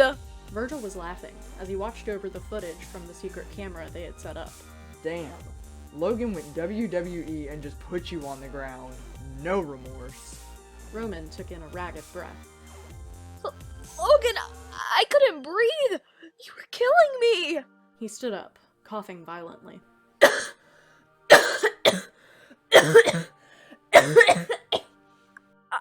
I couldn't freaking breathe! You literally had him in a chokehold. Nice one, Specs. Logic got to his feet, straightening his glasses. I thought you were going to try and hurt Patton too, so I stopped you in the most efficient way I could think of in a moment.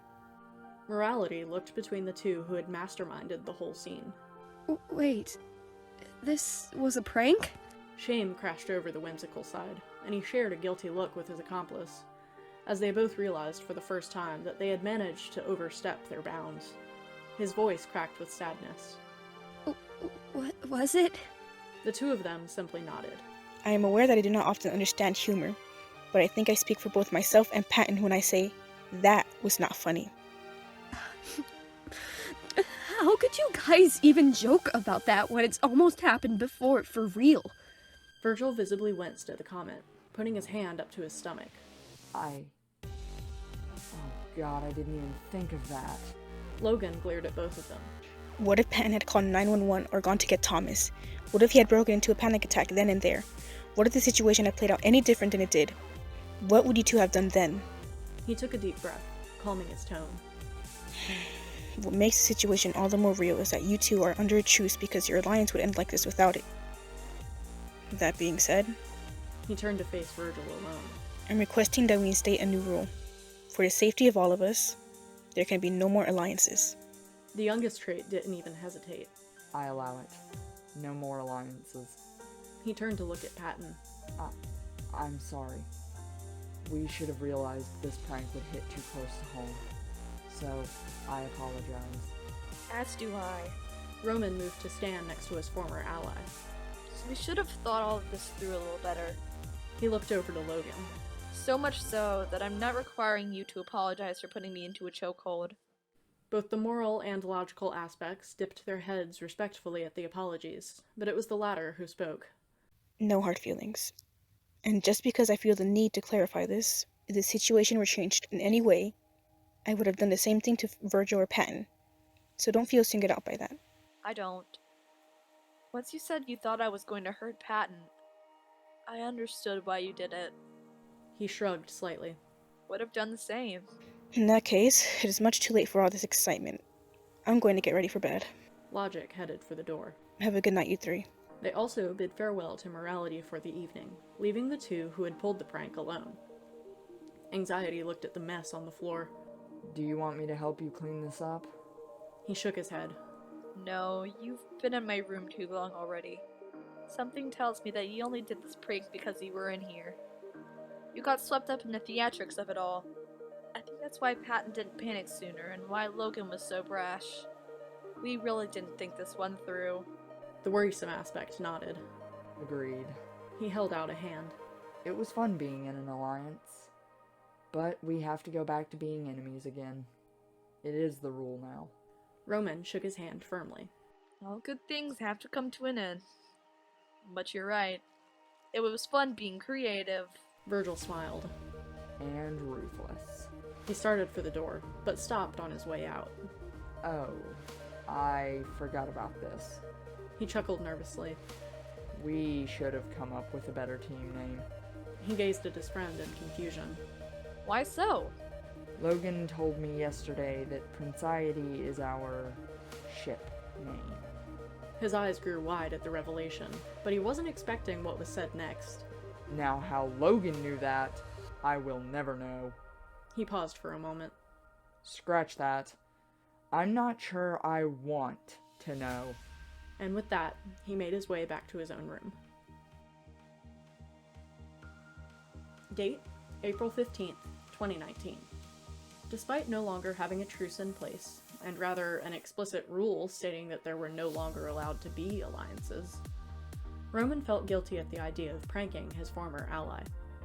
Still, he knew the only way to convince Logan and Patton that they had truly severed their pact would be to prank one another. That being said, he wasn't going to give Virgil the upper hand in that regard, especially when he had such a devious idea. During the alliance, Anxiety may have been the ruthless one, but he could be pretty unforgiving as well. He just needed to play his cards right. Currently, his friend was in the shower, attempting once again to wash the hot pink dye from his hair, leaving a window of opportunity for the prince to set up his joke. Knowing that, he swiftly entered Virgil's room, took his beloved patchwork jacket from his bed, and silently made his escape with it. The fight-or-flight reflex adored his jacket, to the point that he refused to go anywhere or do anything without it. Even when he was just laying around the Mind Palace, or on the hottest days Florida had to offer, he always shut down the idea of taking it off. He would be devastated if he somehow managed to lose the coat, which is why the creative side had recreated it after it was destroyed a few months back. Understanding his companion's attachment to the jacket and what it represented would make destroying it a low blow, even for him. Still, he had a plan to make his colleague think it had been ruined, when really it would remain safely in his own room until the prank had run its course. For all intents and purposes, however, Virgil was going to watch his precious jacket burn. It wouldn't be the real jacket, of course, but rather a pile of the extra fabric that Princey had held onto after making it. He was going to wait until his friend was at the height of his search before setting the jacket ablaze in the backyard. Putting everything into place, including a bucket of water to put the fire out if things were to go south, he headed back inside. It wasn't long before he heard his former ally's voice. Hey Patton, are you washing my jacket? Morality's confused tone quickly followed. No, although it probably needs it. Why? Anxiety started down the stairs, looking surprisingly frail and a lot less intimidating without the aid of his oversized jacket. I thought I left it on my bed when I went to take a shower, but now I can't find it anywhere. Could Amaya have taken it? Logan's voice joined the fray as Roman headed for his backyard. Seeing as Amaya is on the smaller end of the spectrum for a Norwegian forest cat, it is unlikely that she would be able to move it far.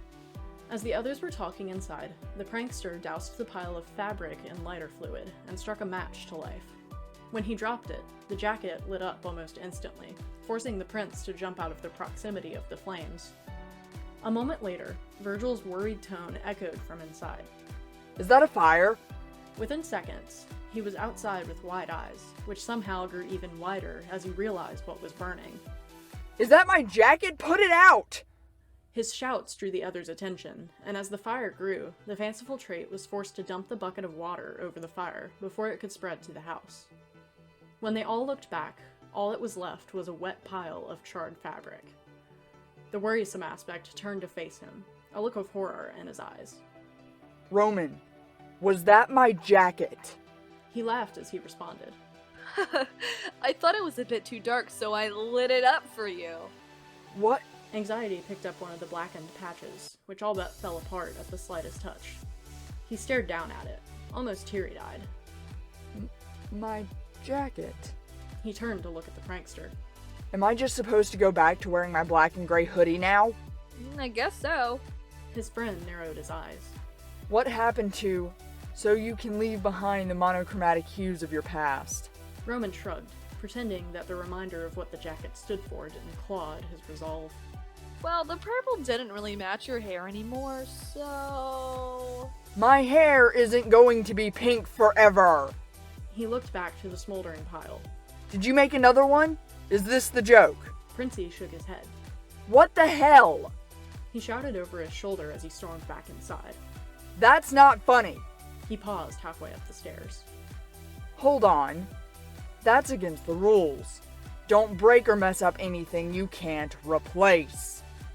I can replace it, I just don't have to until the end of the prank war.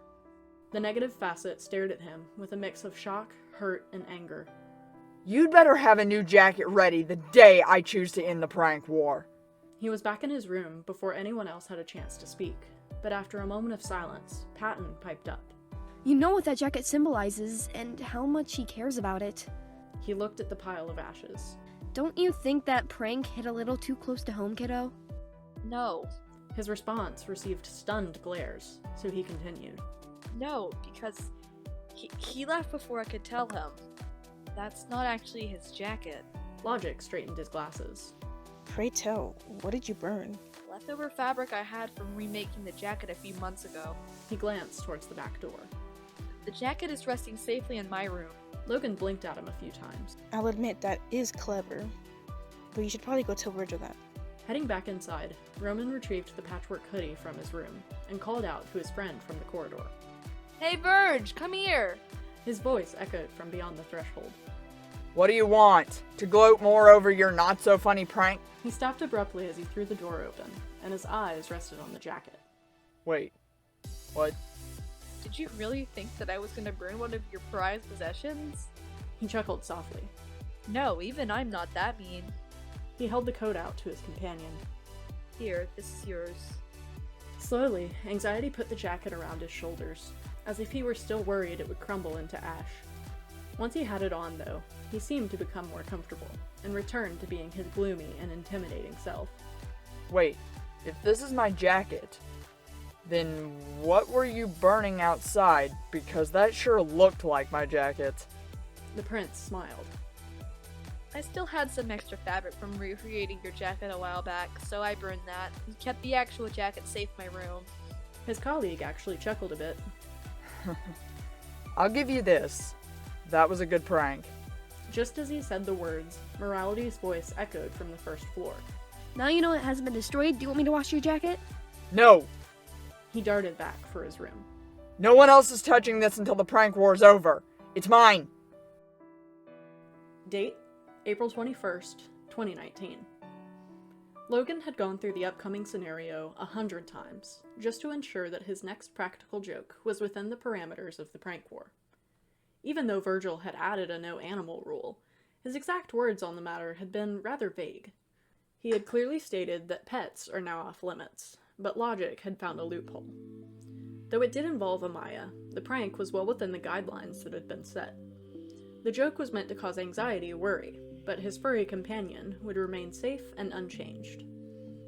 The intellectual knew well that his colleague would do anything for the feline he had rescued, a fact which had become apparent when the negative aspect had secured the mindscape of any threat to her multiple times. That included putting up a barrier that prevented the kitten from entering the deeper mind palace, where she could be harmed by the nightmares that resided there, or get lost in the darkened corridors, which was where his trick began. It would be a difficult task, but he was going to convince his friend that Amaya had somehow managed to disappear, which included taking down the barrier. He had, of course, taken extensive precautions to ensure that the cat would remain in a secret location, where she would be both safe and comfortable. From the predicament the sides had found themselves in on Halloween, the academic recalled clearly where the fight-or-flight reflex had run into him, only a few feet from his dreamscape. That would be Amaya's hiding place, as she would be surrounded by things which would remind her of her owner to keep her calm. Meanwhile, he had gathered everything essential to keep her in good health until he personally went to retrieve her. Having planned everything out, he knew that he had to act quickly. His worrisome counterpart was asleep for the time being, and the others had busied themselves with their daily tasks, but that wouldn't last long. Taking his chances, he gently lifted the purring feline from where she had been resting on the back of the sofa, and with a wave of his hand, lowered the barrier. Confidently, he made his way through the winding halls until he reached the dark gray door patterned with purple accents, which marked the entrance to Virgil's dreamscape. Setting the animal down, he checked again that her food and water bowls were full, and that she had an array of toys to keep her entertained while they were away. The prank would only last a few hours at most, so her provisions were more than what was necessary, but he wasn't going to take any chances with her safety. Stepping back out into the corridor, he placed the same barrier that usually resided at the entrance to the Deeper Mind Palace on the threshold of the room, in case any nightmares were to come by. Returning to the common room, all that was left was a waiting game, so he pretended to bury himself in a book, waiting until someone took notice of Amaya's disappearance. It was another half an hour before anxiety groggily stumbled down the stairs. Hey Specs, anything exciting happen while I was asleep? He glanced up from the pages. Not to my knowledge. Roman is currently rehearsing in his room, and last I saw, Patton was doing laundry. Clearly contented by the confirmation that nothing had gone awry during his slumber, he made his way into the kitchen. It wasn't until he heard the familiar sound of food being placed in a metal bowl that he realized the prank would soon begin. Virgil yawned as he poured food into Amaya's bowl, but was confused when he didn't hear the jangling of her collar, which normally indicated that she was darting over to eat. The last time that had occurred, his poor pet had been turned green. He clearly remembered setting a no animals rule after the incident, so if she was being pranked again, somebody was going to pay dearly for it. Glancing back into the commons, he called out to Logan. Have you seen Amaya anywhere? She didn't run down when I filled her bowl. His companion wore a perplexed expression, a look which sent a chill down his spine. I can't say I have. I assumed she was asleep in your room. He was fairly certain he hadn't seen the feline in his room. But just to be safe, he started back in that direction to double check. Entering his corner of the mindscape, he called out Amaya's name. When there was no response, he even took the liberty of checking some of her favorite hiding spots. But she was nowhere to be found. Worried as to where his precious pet had wandered off to, he forced himself to remain calm for the time being, at least until he had checked with the others. Sometimes when morality was upset, he would take Amaya into his room. He normally said when he was doing this, but perhaps he hadn't wanted to wake the darker character, so he moved to the light blue door. Knocking yielded an almost immediate response. Hey, Virg, what's up? He took a deep breath. I can't find Amaya. I was wondering if you had seen her. He didn't miss the father figure's worried tone. No, and I'm taking you've already checked your room? Have you asked Logan or Roman? I spoke with Logan downstairs. He said he hasn't seen her. And I doubt she would be in Princey's room. He joined the other in the corridor. It's worth a try. Together they moved to the red and white door, awaiting its opening. A slightly disgruntled Prince answered their call. Can't this wait? I'm in the middle of rehearsing. Patton stepped forward. Sorry to interrupt, but Amaya's gone missing, and we're wondering if you've seen her. The air of displeasure evaporated, leaving apprehension in its place. Not that I know of. And you would only be checking my room if you already cleared the rest of the Mind Palace. He appeared thoughtful for a moment. Thomas pulled a prank on her before. Do you think he would break the rules and do it again? His words came out as a growl. If he has, he's going to regret it. The three of them gazed down the steps. Do you know if Thomas took Amaya again? The teacher put his book down. I'm not certain, but we could go ask if he has seen her. Sharing a glance, the four of them synced into the real world, and the moment they caught sight of the sides, Thomas, Joan, and Talyn fell silent. Eventually, their host found his voice. Hey guys, is something wrong? The youngest trait held his gaze.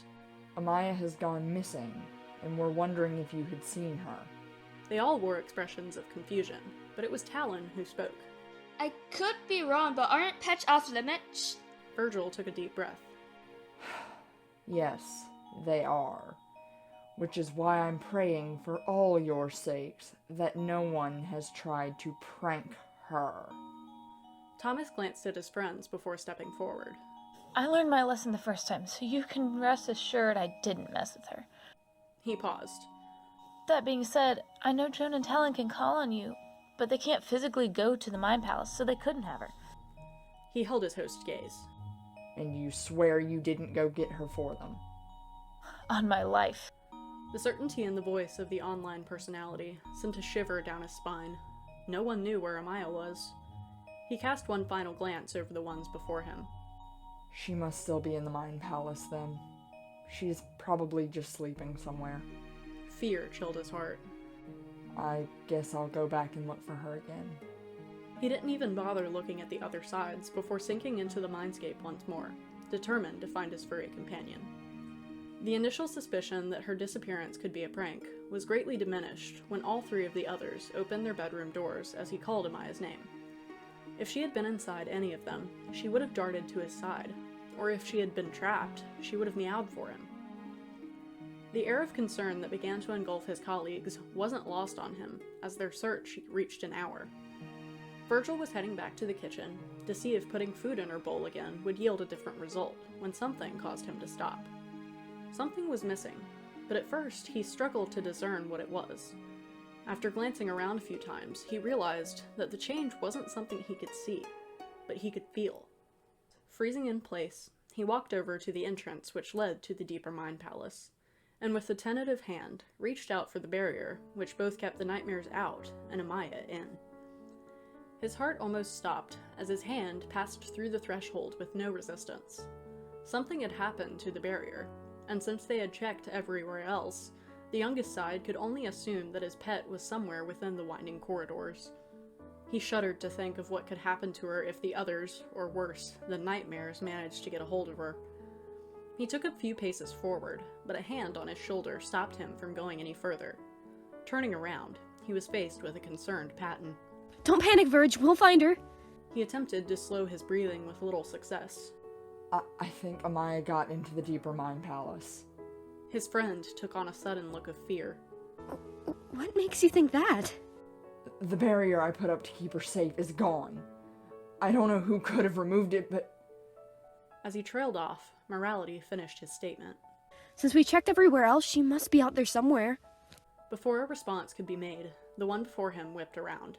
Logan, Roman, can you come here, please? It only took a moment for the two of them to appear from the second floor, but it was Princey who spoke. Did you find her? Anxiety could feel himself beginning to shake, but pushed away his worry. He wasn't going to be any help to his beloved companion if he was panicking. No, we haven't. He glanced back at the darkened halls before continuing. We think she managed to get into the deeper Mind Palace. Logic appeared confused. Amaya has never attempted to enter the corridors before. Why would you do so now? She hasn't tried before because I put a barrier up to keep her here. He wanted to dart off into the corridors to try and find her, but he waited. Who knows what would happen if she was caught by the others, or the... He trailed off, but the whimsical trait placed a hand on his shoulder. If we're going to find her, we just need to look. The one in question cast his gaze to the threshold.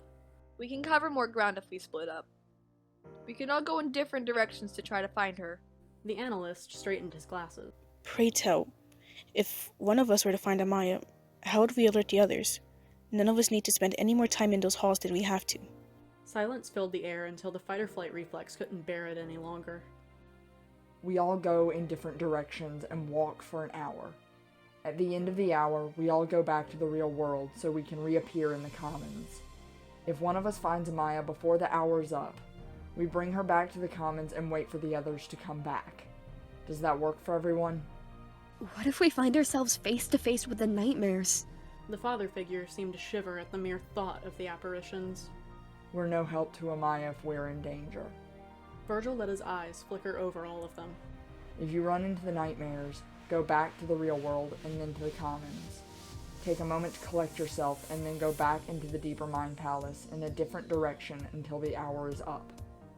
They all nodded in agreement to the words, and after retrieving a few flashlights, the four of them shared one last glance before heading off in different directions. Logan had made a point to take the path that would lead him past Virgil's dream space, so he could check on Amaya, and make sure she was faring well as the prank went on. Soon enough, he had gotten to the door, but pulled his hand back from the handle when what felt like an electric shock made his arm feel almost numb. Sighing, he realized that he needed to take down the barrier he had placed to get into the room, and a moment later, he could turn the handle without being shocked.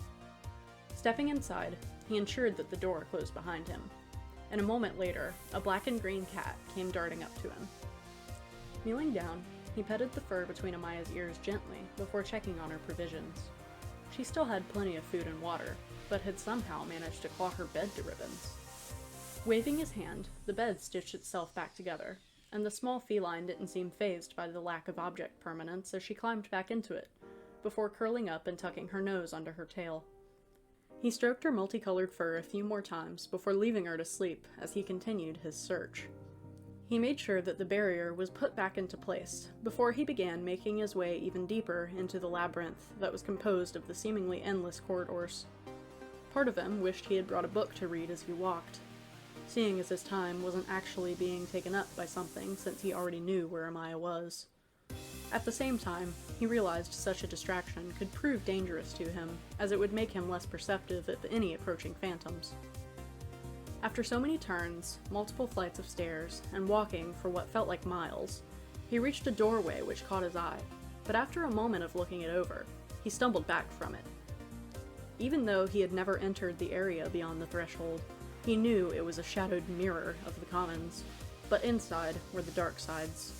The last thing he needed right now was to begin any form of conversation, or worse, get into an altercation with any of them, so he swiftly retreated. He had managed to put some distance between himself and the entrance to the Darkside's commons when his phone went off, signaling that the hour to search had finished. He wondered if his negative counterpart had thought to check his own dream space for his pet, and if he hadn't, how he would react when they all returned empty-handed.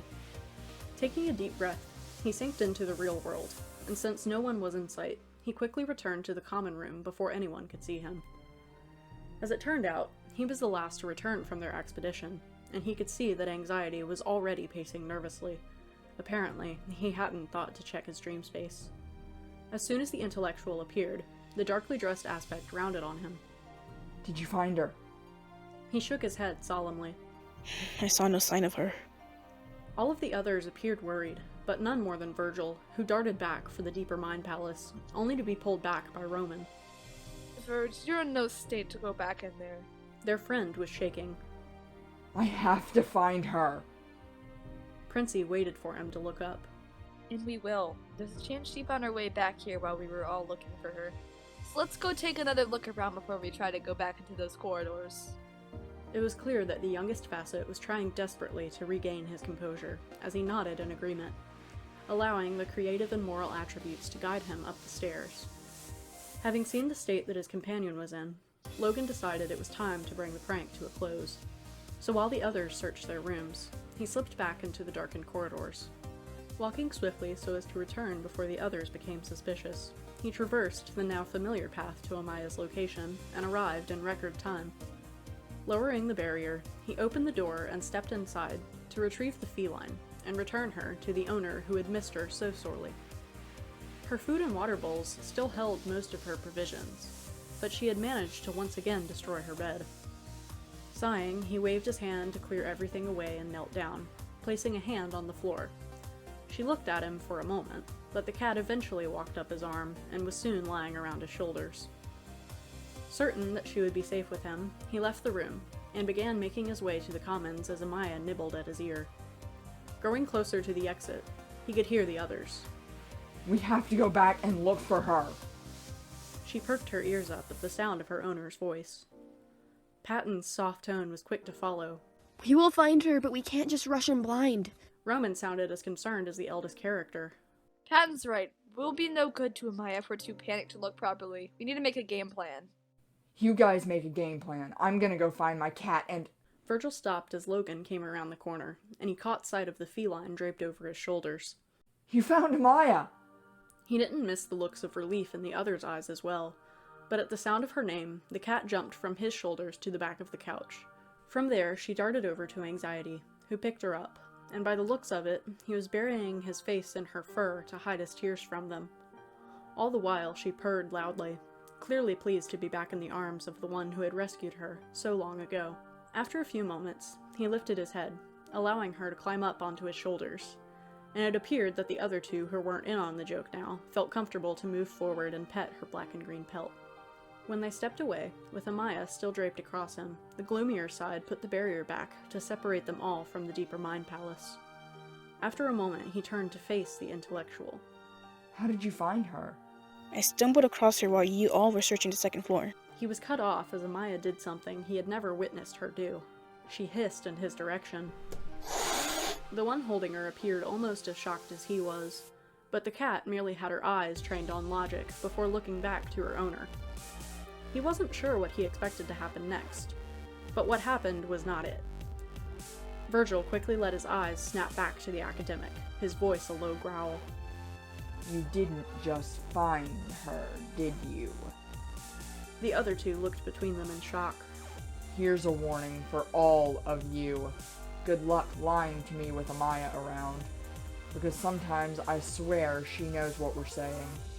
I don't know if she can just sense emotions or what, but she has this innate ability to alert me if something isn't right.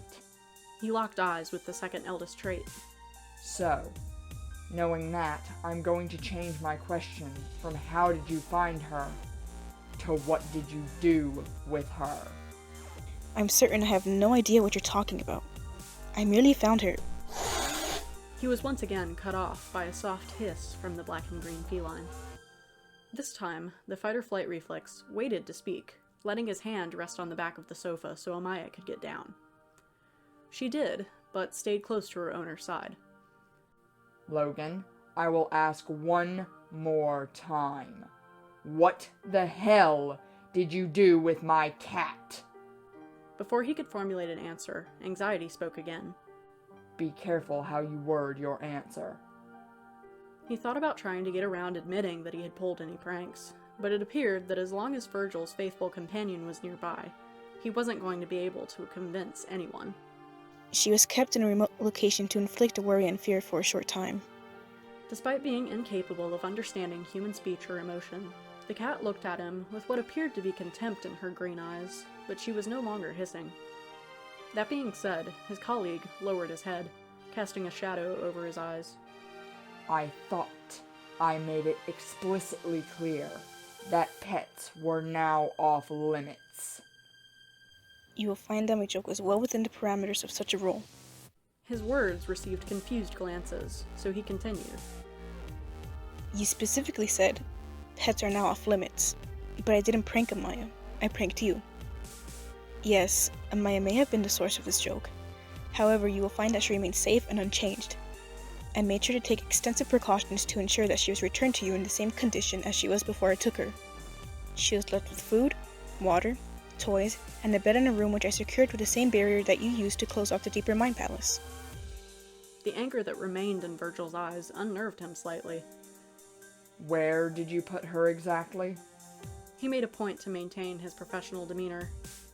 I recalled the location from the issues we ran into on Halloween, so I placed her in your dream space. Anxiety's glare didn't waver, and the usually sweet feline remained close to his side. She remains unchanged, you say? He nodded in agreement to the words.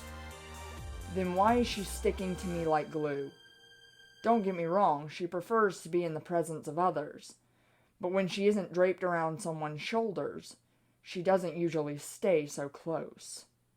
Logan hadn't noticed the detail until it was pointed out to him, but he had no chance to defend himself, as the observant aspect continued. Let me ask you this. When you went back to get her from my dream space, had anything changed from the way it had been left? He thought for a moment. She had eaten some of her food. He paused briefly, still confused by what he had seen. I saw her twice since I took her. I checked on her once while we were searching the deeper mind palace, and also when I went to retrieve her. Both times, however, she had managed to... Let me guess. Completely destroyed her bed? Logic struggled to find his words for a moment, something which was odd for him, to say the least. Yes. How did you know? Anxiety ran his hand down her back a few times before responding. She does that when she's in emotional distress. as well as sticking close to me. He, along with Roman and Patton, appeared confused, so he continued. Animals can become distressed when they are separated from their owners, especially if they're rescues, because they think they're never going to see their owner again. It's actually a fairly common condition in most house pets. And do you know what it's called? They all shook their heads. Then Amaya understands what this prank war is about better than any of you. How so? He glanced over to Princey. Because when an animal becomes distressed due to being separated from their owner, His gaze turned back to Logic. it's called separation anxiety. Virgil made a point to keep his glare on Logan. He didn't appreciate anyone upsetting his cat, who had already been through so much. Before he could speak, however, the one under his gaze piped up, sounding uncertain. But I made a point to put in your dream space so as not to cause her emotional distress. He rolled his eyes. You know what wasn't in my dream space? He pretended to think for a moment. Oh yeah, me. He took a small step forward. The owner who she was afraid she was never going to see again. Despite claiming not to feel emotion, the eyes of the factual persona had grown wide with fear. I apologize. I thought I had taken all the appropriate precautions to keep Amaya safe and comfortable. He took another small step towards the analyst, who had begun to back away. He also didn't miss the concerned glances that passed between the other two. I don't care about your technicalities. You technically broke one of the rules. As Logan backed into the wall, and both Roman and Patton tentatively began moving forward to break up the potential altercation, he allowed a knowing smile to grace his lips. The prank war is officially over. His reaction caused everyone to freeze in their tracks, but it was the prince who was eventually brave enough to speak up. Are you ending the prank war because of your cat? Virgil turned to face his whimsical counterpart, who jumped away. No. If this were just about Amaya, I would keep her tucked away safely in my room until the prank war was over. He glanced around at all of them. I ended the prank war because you all learned what you were supposed to from it.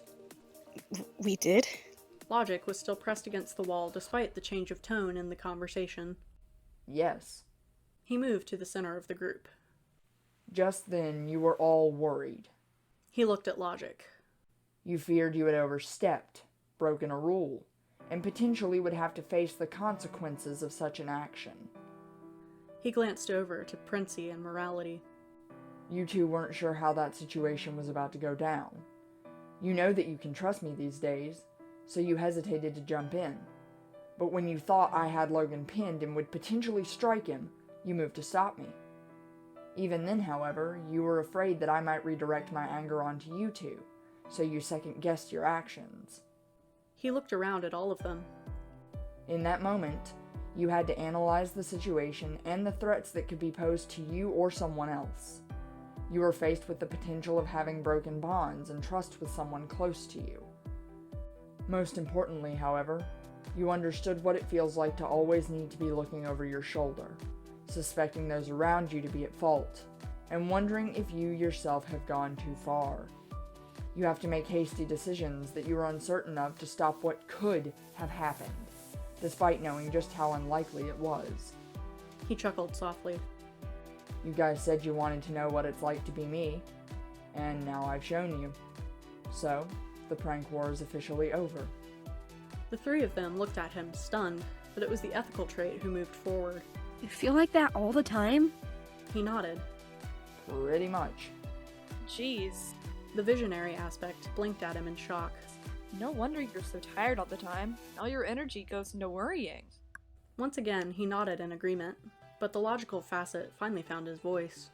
It would seem that we are all seeing life from a new perspective, and one that you face constantly. He took a deep breath. So if that was the goal of this prank war of yours, I would say that you have succeeded. He straightened his tie.